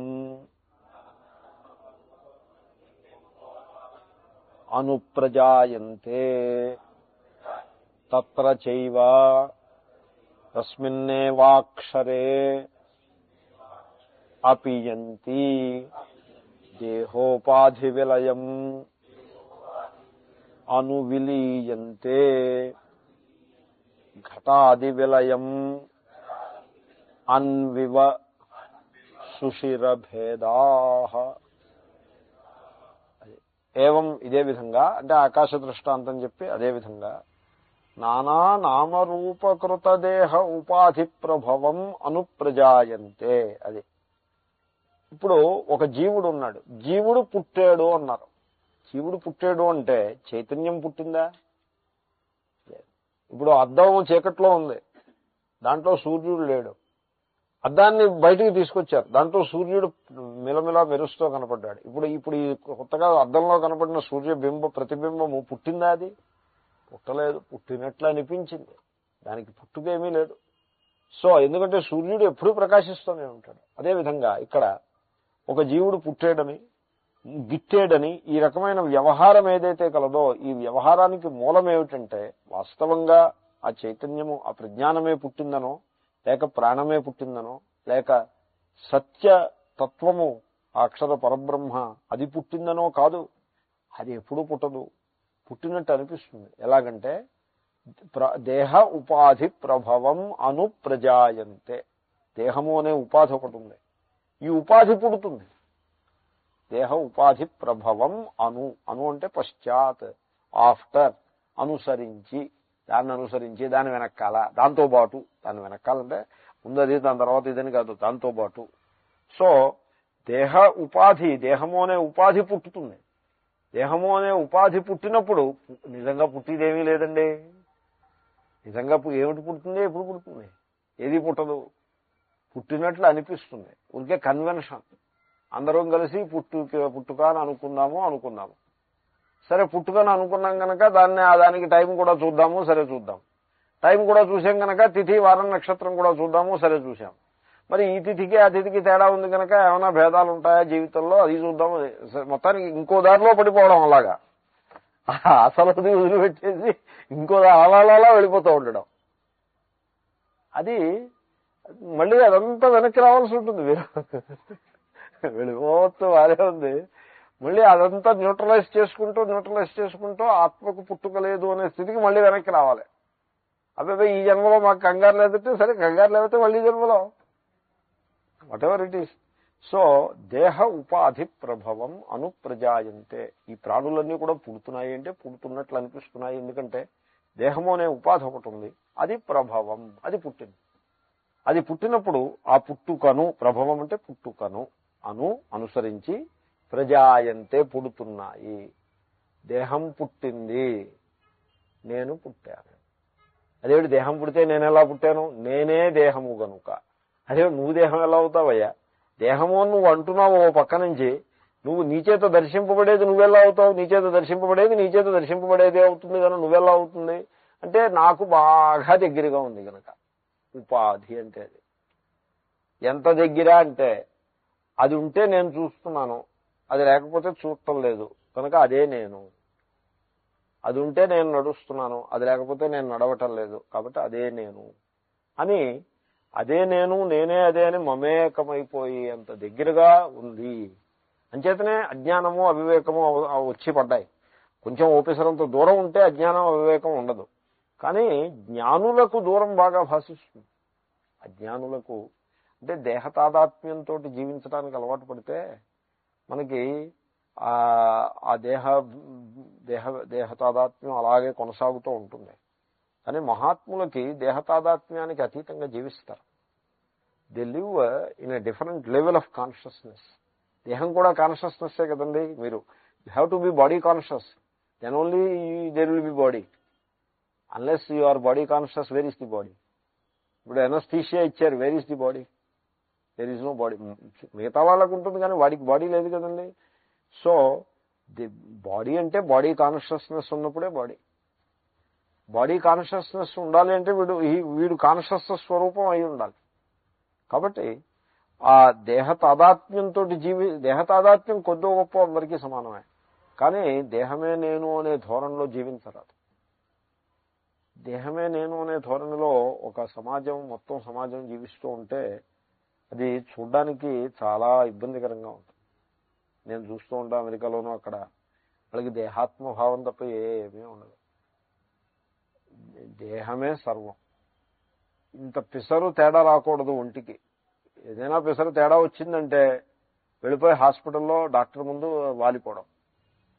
ఇంకా ఆ డాక్టరు ఈ పేషెంట్ వీళ్ళిద్దరూ కలిసి మొత్తం సైన్స్ అంతా ఉపయోగించి వీళ్ళు ఏం చేస్తారంటే ఇన్వెస్టిగేషన్ మొదలు పెడతారు. ఏమిటంటే ఆ ఇన్వెస్టిగేషను, ఇక్కడ ఒక చిన్న ఈ బుగ్గ మీద ఒక చిన్న ముడత ఒకటి వచ్చింది, అది ఇన్వెస్టిగేషన్. ఈ ముడత ఎందుకు వచ్చింది? 50 ఏళ్ళు వస్తే మరి ముడతలు రావు, ఏవో వస్తూ ఉంటాయి, మొహం తర్వాత ఏవో వస్తూ ఉంటాయి. ఈ ముడత ఎందుకు వచ్చింది? No it cannot be there. చూడండి దేహ తాదాత్మ్యం ఎంత బలంగా ఉంటుందో. ఈ ముడత ఉండడానికి వీల్లేదు. అయితే మరి ఏం చేద్దామంటారు? ఇప్పుడు ఈ ముడత ఉండడానికి వీల్లేకపోతే ఏం చేద్దామంటే, there are certain drugs which are injected. అవి ఇంజెక్ట్ చేసినప్పుడు ఆ ముడత పోతుంది. ఒక తల్లి నా క్లాసులో కూర్చుందామె, అయోవా నుంచి వచ్చింది. నా క్లాసులో 50% అమెరికన్స్ ఉంటారు. నేను I'm telling you the truth of it. 50% అమెరికన్సే. వాళ్ళు ఎప్పుడు కలలో కూడా ఊహించని సంగతులన్నీ వింటూ ఉంటారు. వాళ్ళకి వింటేనే అలాగా ఆశ్చర్యకరంగా ఉంటాయి. సరే, ఆ తల్లి వచ్చి కూర్చుంది. పాఠం, మన పాఠం ఇంక చెప్పేదేముంది? అశరీర ఆత్మ, దట్ ఈస్ ది టాపిక్. ఛాందోగ్యం 8వ అధ్యాయంలో అశరీర ఆత్మ, అసంగ ఆత్మ, అశరీరాత్మ, ఇవన్నీ ఆత్మ యొక్క టాపిక్స్. ఇవి అశరీర ఆత్మ. అది చెప్తూ నేను అన్నాను, ఈ కెమికల్స్ ఇవి వాడుతూ ఉంటారు, సింథటిక్ కెమికల్స్ ని శరీరానికి శోభ కోసం అని వాడతారు, కానీ వాటిల్లో చాలా అనారోగ్యాన్ని కలిగించేటువంటి కారణం ఉన్నది. పైగా అనారోగ్యం, ఆరోగ్యం అలాంటి పెట్టి దేహ తాదాత్మ్యాన్ని బాగా బలం చేస్తాయి అవి. అది మన ప్రవృత్తికి అది శోభనీయదు అని ఏదో చెప్పాను. అంటే ఆవిడ పాపం చాలా కంగారు పడిపోయి నా దగ్గరికి వచ్చారు. వచ్చి, ఏమండి ఇలాగంటే పరిస్థితి ఉంది, మరి ఏం చేయాలని. అమ్మ మానేయండి, ప్లీజ్ స్టాప్ ఇట్ అంటే, you believe me, she raised A question. How Swamiji, if I stop using all these chemicals I will not look so nice. Society ఎటువంటి ప్రెషర్ని 45-50 years వచ్చినా కూడా అటువంటి ప్రెషర్ని సొసైటీ అలాగా ఒక వ్యక్తుల మీద పెట్టిందంటే 20 years ఏజ్లో వాళ్ళు ఎటువంటి ప్రెషర్లో ఉంటారో మీరు ఊహించండి. నిజంగా ఎంత ఇదే మోడర్న్ సొసైటీ అంటే ఇలాగే కొత్త కొత్త సమస్యలను నెత్తి మీద వేసుకుని వాటితోటి వేగిపోతూ ఉంటారు మానవులు. వేగిపోవడమే, వేపడం వేయించినట్టు వేగిపోవడమే. తాపము అంటే అలా ఉంటుంది. సో దేహ తాదాత్మ్యము అది మనిషికి శోభను ఇవ్వదు. తర్వాత మహాత్ములు చాలామంది చెప్తారు, దేహ తాదాత్మ్యం అన్నదాన్ని మీరు జాగ్రత్తగా న్యూట్రలైజ్ చేసుకోకపోతే మీరు భవిష్యత్తులో చాలా కష్టాలు పడాల్సి ఉంటుంది. ఎందుకంటే దేహము అన్న తర్వాత అది నిరంతరం అది పరిణామశీలంగా ఉంటుంది. దానికి మార్పే దాని స్వభావం. ఈ పూట ఉన్న దేహం రేపు ఉండదు, అలా మారిపోతూ ఉంటుంది. అది రకరకాల మార్పులు వస్తాయి. ఈ మార్పులన్నింటినీ కూడా ఒక రకమైన నిర్లిప్తతో అసంగంగా మనం స్వీకరించగలగడం చేతనవ్వాలి. లేకపోతే దేహాన్నే ఆరాధించుకుంటూ బతికేస్తే అది చాలా హాని. అది మనిషికి మంచిది కాదు. కాబట్టి దేహ ఉపాధిని అనుసరించి ఈ ఆత్మ చైతన్యం పుట్టిందా అన్నట్టుగా అనిపిస్తుంది. దేహాల్లో ఉండే భేదాన్ని బట్టి నామరూప దేహ ఉపాధి. ఈ నానాత్వము, ప్లూరాలిటీ ఏదైతే, నానాత్వం ఏదైతే కలదో ఇది నామరూపాలకి సంబంధించిన నానా. Please note that. నానా వస్తువు యొక్క నానా కాదు. ఆభరణాలలో నానా ఉన్నది. ఇది నానా అంటే వేరువేరండి. నానా అంటే తెలుసు కదా, మరో అనుకున్నారు. సో ఈ ఆభరణాల్లో ఉండే నేహ నానాస్తికించిన అని శృతి యొక్క వాక్యం. సో ఈ ఆభరణాల్లో ఉండే నానాత్వం ఏదైతే కలదో ఇది నామరూపాలకి సంబంధించిన నానా. అంతేగాని బంగారంలో నానా ఏమీ లేదు. బంగారం అంతా ఒక్కటే. ఈ అంత బంగారము కూడా కోలార్ గనుల నుంచి పుట్టిందే. ఒకప్పుడు బంగారం మాట నేను చెప్తాను. దీనికి అంతకీ సోర్సు కోలార్ గనులే. అదేవిధంగా సకల ప్రాణులలో ఉండే చైతన్యము అది నానా కాదది. ఆ ప్రజ్ఞానము ఏకమే. వాటన్నిటికీ మూలము గని ఒక్కటే. అదే అక్షర పరబ్రహ్మ. మరి నానా ఎక్కడి నుంచి వచ్చింది? నానా వస్తువు కాదయా, నానా నామరూప. నామరూపాలు నానా. మరైతే మనం దేహం గురించి మాట్లాడుతున్నాం అంటే దేహం అంటే నామరూపమే. అది మళ్ళీ ఇంకోటి కాదు. దేహం అంటే నామరూపం. అదేమిటండి దేహం నామరూపం ఏమిటండి అంటే మరి నామరూపం కాకపోతే ఏమిటది? పంచభూతాలు. అది వస్తువులు. వాస్తవంలో పంచభూతాలు. మనమేమో లివర్, కిడ్నీ ఇవన్నీ మరి నామరూపాలు కాలేదు. అంతా పంచభూతాలే. సో పంచభూతముల యందే ఒక విశిష్టమైనటువంటి రచనని బట్టి, కన్ఫిగరేషన్ని బట్టి వేరువేరు పేర్లు. అవే సెల్స్ అండి. అవే బ్లడ్ అండ్ ఫ్లెష్ సెల్స్ అవే. ఇక్కడుంటే చీక్స్ అన్నారు, ఇక్కడుంటే చిన్ అన్నారు, ఇక్కడుంటే నోస్ అన్నారు. నామరూప భేదం కాలేదు. అది నామరూప భేదం తప్ప ఇంకొకటి లేదు. కాబట్టి దేహము అంటే నామరూపములు. నామరూపాల్లో భేదం ఉన్నది కానీ వస్తువులో భేదం లేదు. ఈ నామరూపాత్మకమైన దేహములు పుడుతూ ఉంటాయి. అవి పుట్టినప్పుడు అదిగో పుట్టాడు.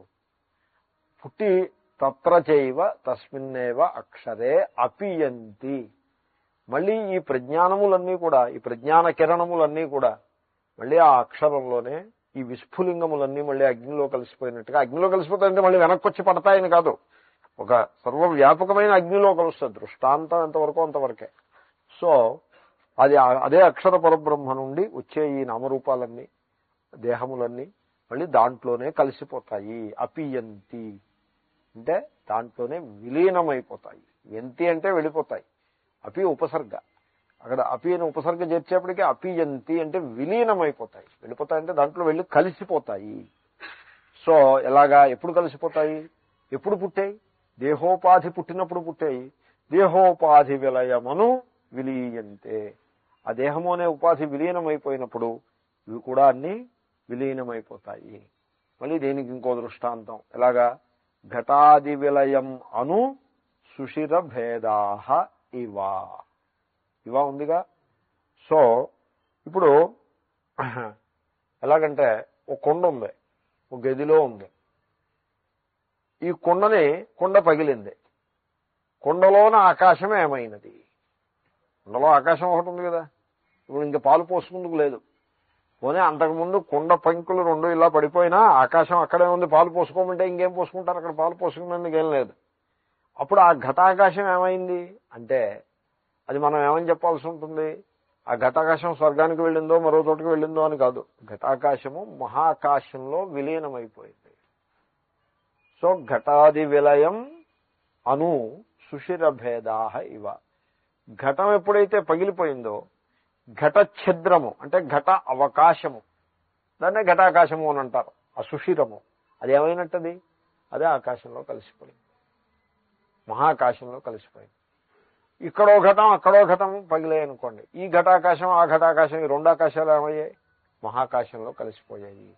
అలాగే ఓ మహాత్ములు అన్నారు, ఈ పూర్వజన్మ గురించి పరజన్మ గురించి చింత చేయకయా, ప్రజ్ఞానము నీ స్వరూపము, నీ స్వరూపం ప్రజ్ఞానం అనే సత్యాన్ని గుర్తించకుండా దేహంతో తాదాత్మ్యాన్ని చెంది ఈగో, నేను ఒక వ్యక్తి నేను అనుకుని పొరపడ్డావు. వ్యక్తి లేదు, ఏమీ లేదు, ఉన్నదల్లా ప్రజ్ఞానమే. ఆ ప్రజ్ఞానం ప్రకటమైనప్పుడు ఉన్నాడు ఈ వ్యక్తి, ఆ ప్రజ్ఞానం ప్రకటమవడం మానేస్తే వ్యక్తి లేడు. నిద్రపోయినప్పుడు ఏ వ్యక్తి ఉన్నాడు, దెర్ ఈజ్ నో పర్సన్. ఆ ప్రజ్ఞానం ఉంది, ఇంకో రూపంగా ఉంది, ప్రాణరూపంగా ఉన్నది, రక్త ప్రసార రూపంగా ఉన్నది. వీడు ఉన్నాడా? ఏమండి మీరు ఆలోచించండి, ఈ దేహం ఉన్నది, నిద్ర తెలివిగా ఉన్నప్పుడు నేను అని ఒక ఈగోగా ఒక వ్యక్తిగా బతికేస్తున్నాము. నిద్రపోయారు, మంచం మీద పారేశారు తీసుకెళ్ళి, ఈ దేహాన్ని మీరే పారేయాల్సి ఉంటుంది. మంచం మీద పారేశారు, ఏదో పక్క అది వేసి జాగ్రత్తగా మంచం మీద పారేశారు. మంచం మీద పారేస్తే ఆ ప్రజ్ఞానము బయటకు వచ్చేటువంటి విండోస్, చెవి కన్ను ముక్కు మొదలైన Windows, mind is another thing, ఇవన్నీ క్రమంగా మూతపడ్డాయి. మూతపడితే ఆ ప్రజ్ఞానం, ఎక్కడున్న ప్రజ్ఞానం అక్కడ ఉండిపోయింది. ఆ సమయంలో ఈ శరీరాన్ని, దాని యందు జీవాన్ని నిలబెట్టింది ఎవరండి? మొన్నటి పొద్దున్నకి మళ్ళీ వీడు ప్రాణంతో బయటికి లేస్తున్నాడు, ఆ ప్రాణాన్ని అక్కడ కాపాడింది ఎవరంటారు? ఈశ్వరుడే కాపాడాడు. ఈశ్వరుడు అక్కడ వైకుంఠంలో ఉండి ఇక్కడ దీన్ని కాపాడాడంటారా? లేకపోతే సూర్యుడు ఈ అద్దాన్ని ప్రకాశింపజేసాడు అంటే సూర్యుడు సూర్యలోకంలో ఉన్న అద్దాన్ని ప్రకాశింపజేసాడా, లేకపోతే సర్వవ్యాపకుడై ఇక్కడ కూడా ప్రవేశించి ప్రకాశింపజేసాడా? సింపుల్ ఏనా? అదేవిధంగా ఆ ఈశ్వరుడే ఈ దేహంలో ప్రాణరూపంగా ఉండి దీన్ని నిలబెట్టాడు. మొన్నటి పొద్దున్న మనం లేచాము, అంచేతనే లేవగానే ఒకసారి దేవుడికి దండం పెట్టుకోమడం. అందుకే మీరు లేచినప్పుడు ఏవేవో కొత్త కొత్త ఫంక్షన్స్ అన్నీ మొదలయ్యాయి. చూడగలుగుతున్నాము, వినగలుగుతున్నాము, ఆహారాన్ని రుచి ఏవేవో కొత్త కొత్త ఫంక్షన్స్ ఆరంభమైనాయి. వీటన్నింటి మూలం ఏదంటారు? నిద్రలో ప్రాణాన్ని నిలబెట్టిన ఏ తత్వము గలదో అదే తెలివిలో కూడా ఈ ప్రకాశాలన్నింటినీ చేస్తోంది అని చెప్పాలి. అది మీరా? అది ఈ వ్యక్తా? అది మిస్టర్ జాన్సన్? అది కాదు. Then where do you stand now? మీరు చేయాల్సింది ఒక్కటే, దట్ పేరు మిస్టర్ జాన్సన్నే, నో ప్రాబ్లం, వ్యవహారంలో మిస్టర్ జాన్సన్ కింద వ్యవహరించండి. బట్ ఈ Mr Johnson is a shadow, ఒక ఛాయా పురుషుడు మాత్రమే, నీడ. మరి వాస్తవం ఏమిటి? ఆ ప్రజ్ఞానమే వాస్తవం. ఆ ప్రజ్ఞానాన్ని వర్ణించండి. ఏం వర్ణిస్తుంది? దాన్ని మీరు వర్ణించక్కర్లేదు, వర్ణించడం కుదరదు. దాన్ని నెగిటివ్గా చెప్పగలం కానీ పాజిటివ్గా చెప్పలేము. ఆ ప్రజ్ఞానాన్ని వర్ణించండి, ఓకే, వర్ణిస్తాం, పట్టండి. మీ అనుభవంలో వచ్చేది ఏదైనా నిలబడేది ఉందా? లేదు. క్షరాయే కదా, సర్వము క్షరమే. ఆ ప్రజ్ఞానము అలాగా నశించేది కాదు అని చెప్పగలరు. అక్షరం. ఇంకెంతకంటే ఏం వర్ణిస్తారు? See, self knowledge means knowing what is not self. అంతే self knowledge. There is no other self knowledge. ఆత్మజ్ఞానము అనగా అనాత్మ ఏమిటో తెలుసుకుని అది అనాత్మనే అనాత్మగా తెలుసుకోవటమే ఆత్మజ్ఞానము. సత్యజ్ఞానం అంటే అసత్యాన్ని అసత్యంగా తెలుసుకున్నటయే సత్యజ్ఞానము. ఎందుకంటే మీరు సత్యస్వరూపులు గనుక. సత్యం మీకంటే భిన్నంగా ఉంటే సత్యాన్ని సత్యంగా తెలుసుకోవాలి. సత్యమే మీరే కూర్చున్నప్పుడు ఇంక సత్యాన్ని సత్యంగా తెలుసుకునేదే ఉంది. అసత్యాన్ని అసత్యంగా గుర్తించటమే సత్యజ్ఞానము. సరే, తర్వాత యథా ఆకాశస్య సుషిరభేదోత్పత్తి ప్రళయ నిమిత్తత్వం ఘటాద్యుపాధికృతమేవా తద్వత్ అక్షరస్యాపి నామరూపకృత దేహోపాధి నిమిత్తమేవ జీవోత్పత్తి ప్రళయ నిమిత్తత్వం. అది సంగతి. ఇది కొంచెం కఠినమైన భాష్యం, మనం జాగ్రత్తగా వ్యాఖ్యానం చేసి ఫినిష్ చేస్తున్నాము. యథా ఎలాగైతే ఆకాశస్య సుషిరభేద ఉత్పత్తి ప్రళయ నిమిత్తత్వం. ఇప్పుడు ఏమండి, సర్వము పరబ్రహ్మ, అక్షర పరబ్రహ్మే అయితే మళ్ళీ అక్షర పరబ్రహ్మ నుండి జీవులు పుట్టారు అని ఎలా చెప్పారు? అది ఎలా చెప్పారు అంటే చూడండి, ఇప్పుడు సుషిర భేదములు ఉన్నాయి. సుషిర అంటే చెప్పాను కదా, అవకాశము, ఘటాకాశము, అదో సుషిరం. చిన్న 10 లీటర్ ఘటాకాశం, 50 లీటర్ ఘటాకాశం. ఇప్పుడు ఈ 10 లీటర్ ఘటాకాశం పుట్టింది, సుషిర భేద ఉత్పత్తి. 50 లీటర్ ఘటాకాశం పుట్టిందన్నప్పుడు ఏమంటే 10 లీటర్ ఘటాకాశం పుట్టినప్పుడు దానికి కారణం ఏమిటి, నిమిత్తం ఏమిటి? మహాకాశం. మహాకాశం నుంచే కదండి ఈ 10 లీటర్ ఘటాకాశం పుట్టింది. తర్వాత మహాకాశం నుండే 50 లీటర్ ఘటాకాశం కూడా పుట్టింది. సో సుషిర భేద ఉత్పత్తి నిమిత్తం ఏమిటి? మహాకాశం. ఆకాశస్య సుషిర భేద ఉత్పత్తి నిమిత్తత్వం. కాబట్టి మనం ఏమని చెప్పొచ్చు, మన జీవితంలో అనుభవానికి వచ్చేటువంటి సుషిర భేదములు ఎన్నైతే ఉన్నాయో ఇవన్నీ మహాకాశం నుండే పుట్టాయి అని చెప్పొచ్చు. ఓకే, ఇప్పుడు 10 లీటర్ ఘటం పగిలిపోయింది, 50 లీటర్ ఘటం పగిలిపోయింది. ఈ 10 లీటర్ ఆకాశము, 50 లీటర్ ఆకాశము ఇవేమయ్యాయి? మహాకాశంలో విలీనమైపోయాయి. కాబట్టి ఇప్పుడు మీరు చెప్పండి, సుషిర భేద విలయ నిమిత్తం ఏమిటి? మహాకాశం. దేంట్లో విలయానికి ఆధారం ఒకటి ఉండాలి కదండి. ఏమిటి విలయానికి ఆధారం? ఏమిటి? మహాకాశం. కాబట్టి ఈ సుషిర భేదములన్నీ మహాకాశం నుంచే పుట్టాయి, మహాకాశంలోనే విలీనమయ్యాయి. నేను జాగ్రత్తగా గమనిస్తాను, ఈ ఘటాన్ని తయారు చేసి వాడు ఎలా తయారు చేస్తాడంటే ముద్ద తీసుకుంటాడు, మట్టి ముద్ద, ఇంత ముద్ద ఇంతే ఉంటుంది, అది దాని మీద పెడతాడు ఆ ప్లాట్ఫారం మీద. ఆ ప్లాట్ఫారం గిరగిరగిరగిర తిరుగుతూ ఉంటుంది, వీల్. ఎందుకు వాడు వీల్ మీద ఎందుకు పెట్టడం? ఎందుకంటే ఇప్పుడు ఆ మట్టి ముద్దలో దాని మధ్యలో ఇలాగా పిడికిలు వేస్తాడు, ఇలా గుచ్చుతాడు. గుచ్చి దాని మధ్యలో అప్పుడే ఒక వివరం ఏర్పాటు చేశాడు. ఆ వివరాన్ని అలా జాగ్రత్తగా మలుస్తాడు. మీకు మట్టిని మలుస్తున్నాడు అనుకుంటారు మీరు. మట్టిని ఏమిటి మలిచేది? మట్టిని కాదు మలుస్తూ ఉంటా. మట్టిలో గ్రహింపబడే ఆ సుషిరాన్ని మలుస్తున్నాడు. ఆఖరికి అలా అలా అలా మలిచి చక్కటి కూజా కింద తయారు చేస్తాడు. సన్నని మూతొచ్చి ఇట్లా చేస్తాడు, విశాలమైన మధ్యప్రదేశ్ విశాలంగా ఉండి ఇట్లా చేస్తాడు, ఇవన్నీ చేస్తాడు. సో చేసి ఇదిగో కూజా అంటాడు. పూజాలో వారు చేసింది, ఆ తర్వాత దానికి రంగులు అవి వేస్తారు. అదంతా ఈ రంగులు ఇవి వేయటము, దాని మీద నగిశీలు చెక్కడం, ఇదంతా ఇదో అనదర్ సెట్ ఆఫ్ వాల్యూస్. ఇదంతా కొంతమంది రంగులు వేసినా నగిశీలు చెక్కిన కొండ తీసుకొచ్చి మూల పెట్టుకుంటారు. అలా ఉడికే అలా ఉంటుంది. ఎందుకంటే అది శోభ అనే ఏమిటో మరి ఆ శోభ నాకేం అర్థం కాలేదు. నేను చాలా అనాగరికుడును, నాకు నాగరికత తెలియదు. నేను ఉరికేదో దేశాలు ఇవి తిరగడమే కానీ, ఏదో ప్రారంభ ప్రభావం చేత అలా గాలివాటంగా తిరగడమే కానీ నాగరికత తెలుసున్నవాడిని కాదు. ఈ కుండలు ఇవి చూసి ఏమిటో మానవులు ఇలాగే ఉంటారని అనుకుంటూ ఉంటాను నేను. వాటిల్లో ఉండే సారమేమో నాకేం బోధపడలేదు. సో ఓ మహాత్ములు అన్నారు, what ever items you use you possess them only. అవి ఎక్కడ పెట్టుకుంటే నీకు సమయానికి వినియోగానికి వస్తాయో అక్కడ పెట్టుకోవడం. This is the essence of interior decoration అని చెప్పారు. అది నా మనస్సుకు బాగా పట్టింది. ఇంటీరియర్ డెకరేషన్ అంటే అంతే దాని సారం అని నా అభిప్రాయం. అంచేత నేను ఆ సంచి మోసుకెళ్తూ ఉంటాను అనుకోండి, ఆ సంచి మీద వాడు అలంకారం కోసం ఓ బటన్ పెడతాడు. అలంకారం కోసం పెడతాడు ఆ బటన్, అది అలాగ అందంగా పెడతాడు. దానివల్ల ఆ బటన్ వల్ల అది పట్టుకుందుకు కానీ, జిప్పు తీసేందుకు కానీ, వేసేందుకు కానీ ఉపయోగించేది కాదు. అవన్నీ ఉండగా శోభ కోసం ఇంకొకటి పెడతాడు. ఇలాగ ఒక బ్యాటర్న్ ఒకటి పెడతాడు, దాని మీద ఓ డిజైను అది వేస్తాడు.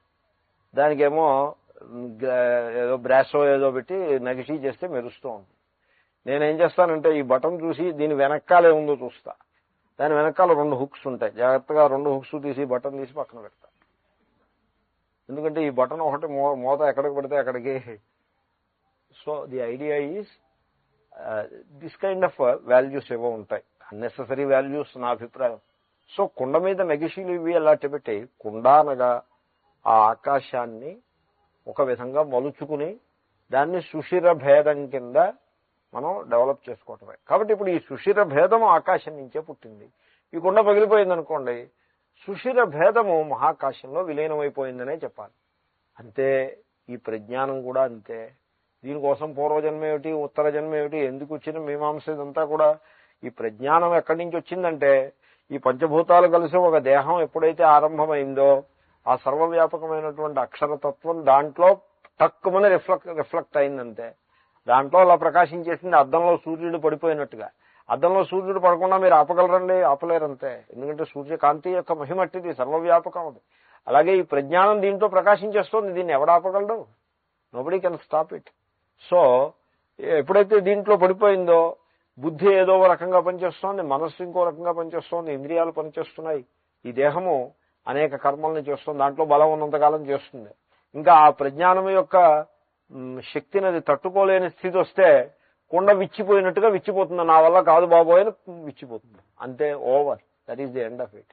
దీనికోసం ఎక్కడి నుంచి వచ్చిందంటారు ఈ ప్రజ్ఞానం? ఈశ్వరుని నుంచే ఉత్పన్నమైనది, ఈశ్వరునిలోనే విలీనమైనది. మనిషి సింపుల్ ఆన్సర్కి ఇష్టపడడం, కాంప్లెక్స్ ఆన్సర్ చెప్పాలి. So that he can hold on to that thing. Simple answer, ఎక్కడి నుంచి వచ్చానండి నేను? ఈశ్వరుని నుంచి వచ్చావు. మళ్ళీ ఎక్కడికి పోతాను? ఈశ్వరుల్లో పోతాను. ఇప్పుడు ఏం చేయమంటారు? ఆ ఈశ్వరుణ్ణి భజించు. సింపుల్. ఇది దీనికోసం ఈ ఏవేవో ఉపాయాలు, శాస్త్రాలు ఇవన్నీ ఎందుకు? ఇంతే సత్యం, ఇంతకు మించి వేరే సత్యం ఏమీ లేదు. మిగతాదంతా కూడా ఏదో ఒక సూపర్ స్ట్రక్చర్, ఒక కల్పనా చాతుర్యం, అంతే. ఇంతకు మించి సత్యం ఇంకేమి. మహాత్ములు ఈ సత్యాన్నే బోధించేవారు. జనాలకి ఈ సత్యము అంత ఆకర్షణీయంగా, జనాలకి ఆకర్షణ కావాలి, సారం అక్కర్లేదు, ఆకర్షణ కావాలి. ఒక ఆయన్ని కలిశాను, ఫుడ్ స్టైలిస్ట్ అనే ఒక ఆయన కలిశాను. ఆయన ఉన్నారు, స్వామీజీ నేను ఏదో పండు ఏదో తింటున్నా. స్వామీజీ మీకు ఆ పండుని some peach or whatever fruit it is, some interesting fruit, దాన్ని నేను I will put it in such a wonderful lotus shape లో తయారు చేసి మీకు ఇస్తాను అన్నారు. నేను చెప్పాను, నన్ను ఇలా వదిలిపెట్టండి అది లోట్లో వారేసుకుని గుట్టుకుమని నవలేశం అయిపోయింది. ఆయన పాపం నిరుత్సాహపడ్డాడు. అప్పుడు కానీ ఆయన పని ఆయన చేశారు. ఆ లోటస్ షేప్ లో తయారు చేసి అలా పద్మాకారంగా తయారు చేసి పక్కన ఉన్న వాళ్ళకి ఇచ్చారు. ఆయన ఆ పద్మాన్ని చూసి అబ్బా ఎంత అందంగా ఉంది అని ఆయన దాన్ని సంతోషించి ఆస్వాదించారు. This is what is called food style. Food stylist ఆయన అని చెప్తే నేను ప్రశ్న అడిగాను, నేను ఉండబట్టలేక అడిగాను, మీరు ఆ ఫలాన్ని ఆ లోటస్ ఆకారంలోకి తీసుకురావటంలో is there any wastage of the fruit or not అని అడిగాను. అంటే ఎంతో లేదండి అన్నారు. ఎంతో కొంత ఉందా లేదా? ఎందుకంటే పై ముచ్చిక కింద ముచ్చిక తప్ప నువ్వు మరేది మధ్యలో గింజ ఇంతే పారాయాలి, మిగతాదంతా తినేసేయాలి. వేస్ట్ ఉందా లేదా? లేదండి 10% కంటే ఎక్కువ ఉండదు. 10% వేస్ట్ ఉందా లేదా? Who has given you the right to waste like that? ఈశ్వరుడు నిర్మాణం చేసిన ఆహారాన్ని చేతనైతే భక్షించాలి, అయితే ఎదరవాళ్ళకి ఇవ్వాలి. కానీ ఏడు ఫుడ్ స్టైల్ పేరు పెట్టి అలాగా వేస్ట్ చేస్తూ ఉండటం ఇదో పనే. So this is how it is. So ఆ విధంగా ఏమిటి, ఎక్కడి నుంచి వచ్చాం, ఎక్కడికి వెళ్తాం, ఎందుకు వచ్చిన ప్రశ్నలు ఇవి? ఈశ్వరుని నుంచి, ఈశ్వరుని యొక్క ప్రజ్ఞానము అలా ప్రకాశం ఇస్తోంది. దాన్ని గుర్తించి దానికి శరణం వేడి అలాగా నిలిచిపోవాల్సింది పోయి ఎక్కడి నుంచి పుట్టామో ఎక్కడికి వెళ్తాం? What kind of question it is? ఈశ్వరుని నుంచి పుట్టి ఈశ్వరుని నిలిచి ఈశ్వరునిలో విలీనమొగుట, ఇది పరమసత్యం. దీనికి ఆకర్షణ ఉండదు. ఆకర్షణ లేని, నేను ఆకర్షణ కోసం చెప్పాను ఆ ఫుడ్ స్టైలిస్ట్, ఆకర్షణ లేని సమాచారం అది. ఎనీవే, సో యథా ఆకాశస్య సుషిరభేద ఉత్పత్తి ప్రళయ నిమిత్తం ఘటాద్యుపాధికృతమేవ. అంటే ఇప్పుడు ఆకాశం నుంచి ఈ సుషిర భేదాలు పుట్టాయంటే ఎలా కొత్తగా కొత్తగా ఏం పుట్టలేదండి, ఉపాధి భేదాన్ని అనుసరించి పుట్టినట్టుగా వ్యాఖ్యానం చేసుకుంటున్నాం మనం. ఇది అంతే. తద్వత్ అదేవిధంగా అక్షరస్యాపి, ఏమంటే అక్షర పరబ్రహ్మ జీవరూపంగా పుట్టిందంటే అక్షర పరబ్రహ్మకి పుట్టుక ఏమిటండి అంటే నామరూపకృతదేహ ఉపాధి నిమిత్తమేవ. నామరూపములు అనబడేటువంటి ఈ దేహం అనే ఉపాధి ఏదైతే కలదో ఆ ఉపాధిని అనుసరించి ఆ ఉపాధి పుట్టినప్పుడు అక్షర పరబ్రహ్మ పుట్టింది, జీవరూపంగా పుట్టింది. జీవ ఉత్పత్తి ప్రళయ నిమిత్తత్వం. ఆ ఉపాధి విలీనమైపోయినప్పుడు అక్షర పరబ్రహ్మలో విలీనమైపోయింది. ఎక్కడ విలీనమైపోయింది? అక్షర పరబ్రహ్మలో. ఎందుకు విలీనమైపోయింది అంటే కొత్తగా విలీనమైంది ఏం లేదండి, ఆ ఉపాధిని బట్టి ఉపాధి విచ్ఛిన్నమైపోవడం చేత అక్షర పరబ్రహ్మలో విలీనమైపోయిందని మనం వ్యాఖ్యానం చేశాం. అంతకుముందు విలీనమయ్యే ఉంది, కొత్తగా విలీనం అయ్యేదేమీ లేదు. ఈశ్వరుడి నుంచి విడిపడితే అసలు ప్రకాశం ఉండదు, ఉనికి కూడా ఉండదు. ఈశ్వరుడి నుంచి విడిపడి పనేం లేదు. ఈ బల్బు నెట్వర్క్ నుంచి విడిపోయిందనుకోండి, ఇంకేం ప్రకాశిస్తున్నది?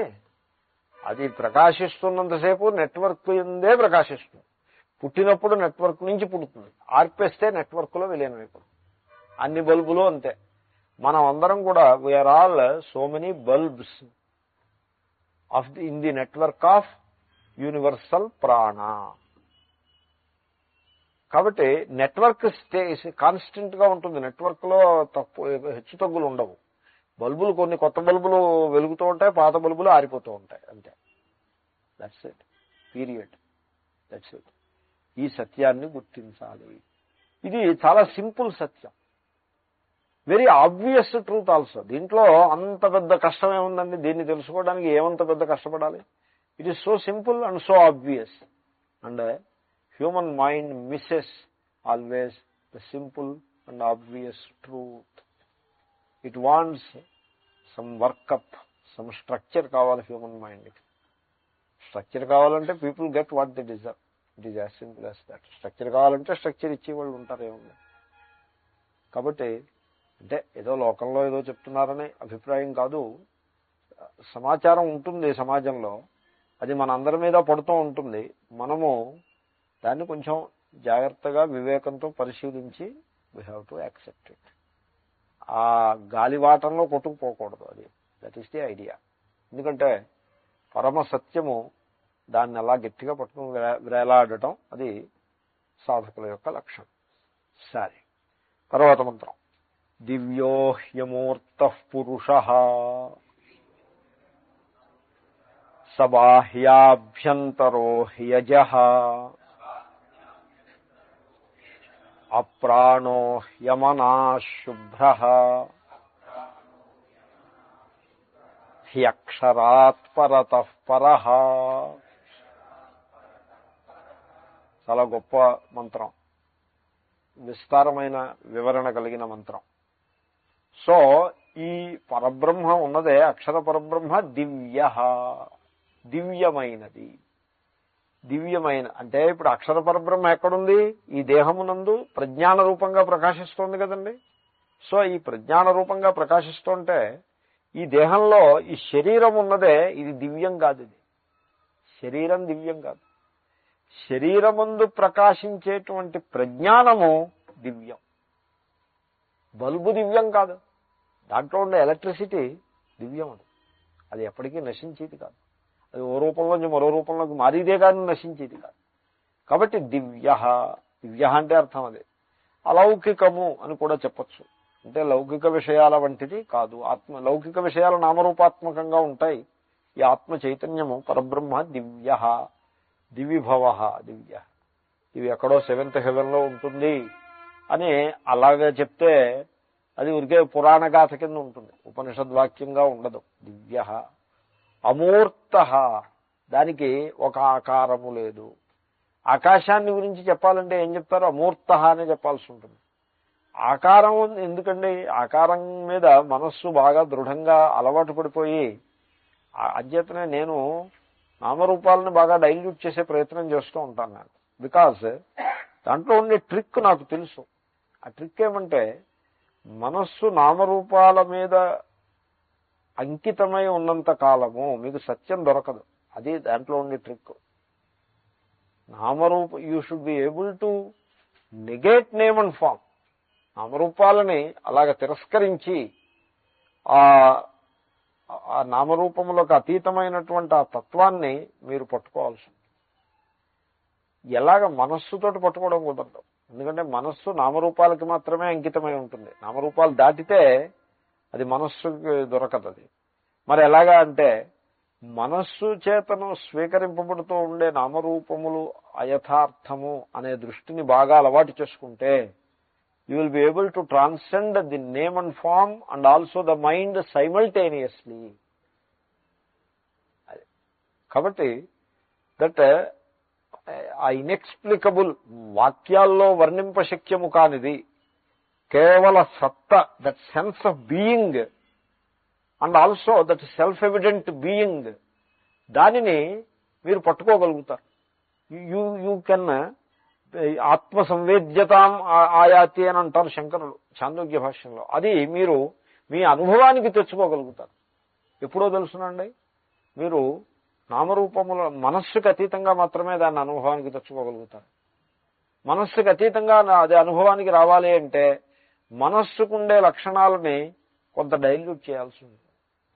మనస్సుని బలంగా పెట్టుకుంటే దివ్యస్వరూపం ఎలా అనుభవానికి వస్తుంది? మనస్సుని బలం చేసేది ఏమిటో తెలుసునండి, నామరూప దృష్టియే మనస్సు యొక్క బలము. మనస్సుకి బలాన్ని కలిగించేది అదే. అంటే మనస్సుకి బలం అంటే నేను అంటున్నాను మనోబలము ఆత్మబలము అది కాదు నేను అంటుంటా.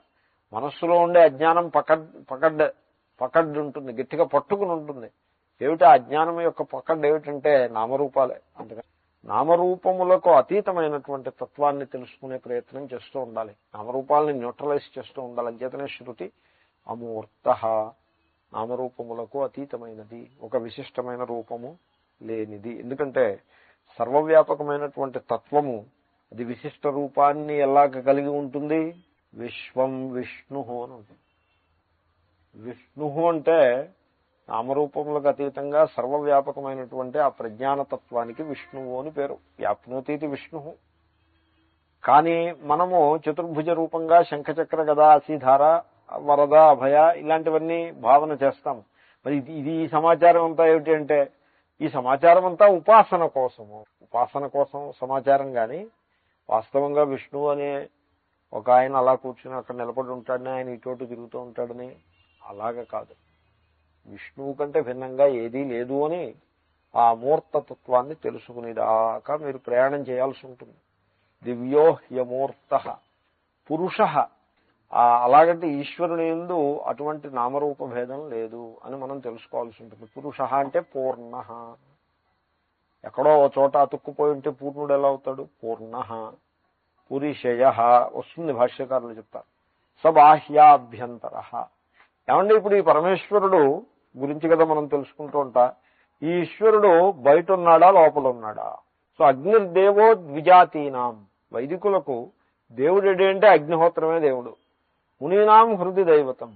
మునులకు అంటే యోగ మననశీలులకు అంటే తపస్సు చేసుకుని హృదయంలో దేవుణ్ణి దర్శిస్తారు. ఓం పూర్ణమద పూర్ణమిదం పూర్ణాత్ పూర్ణముదచ్యతే పూర్ణస్య పూర్ణమాదాయ పూర్ణమేవావశిష్యతే. ఓం శాంతి శాంతి శాంతి.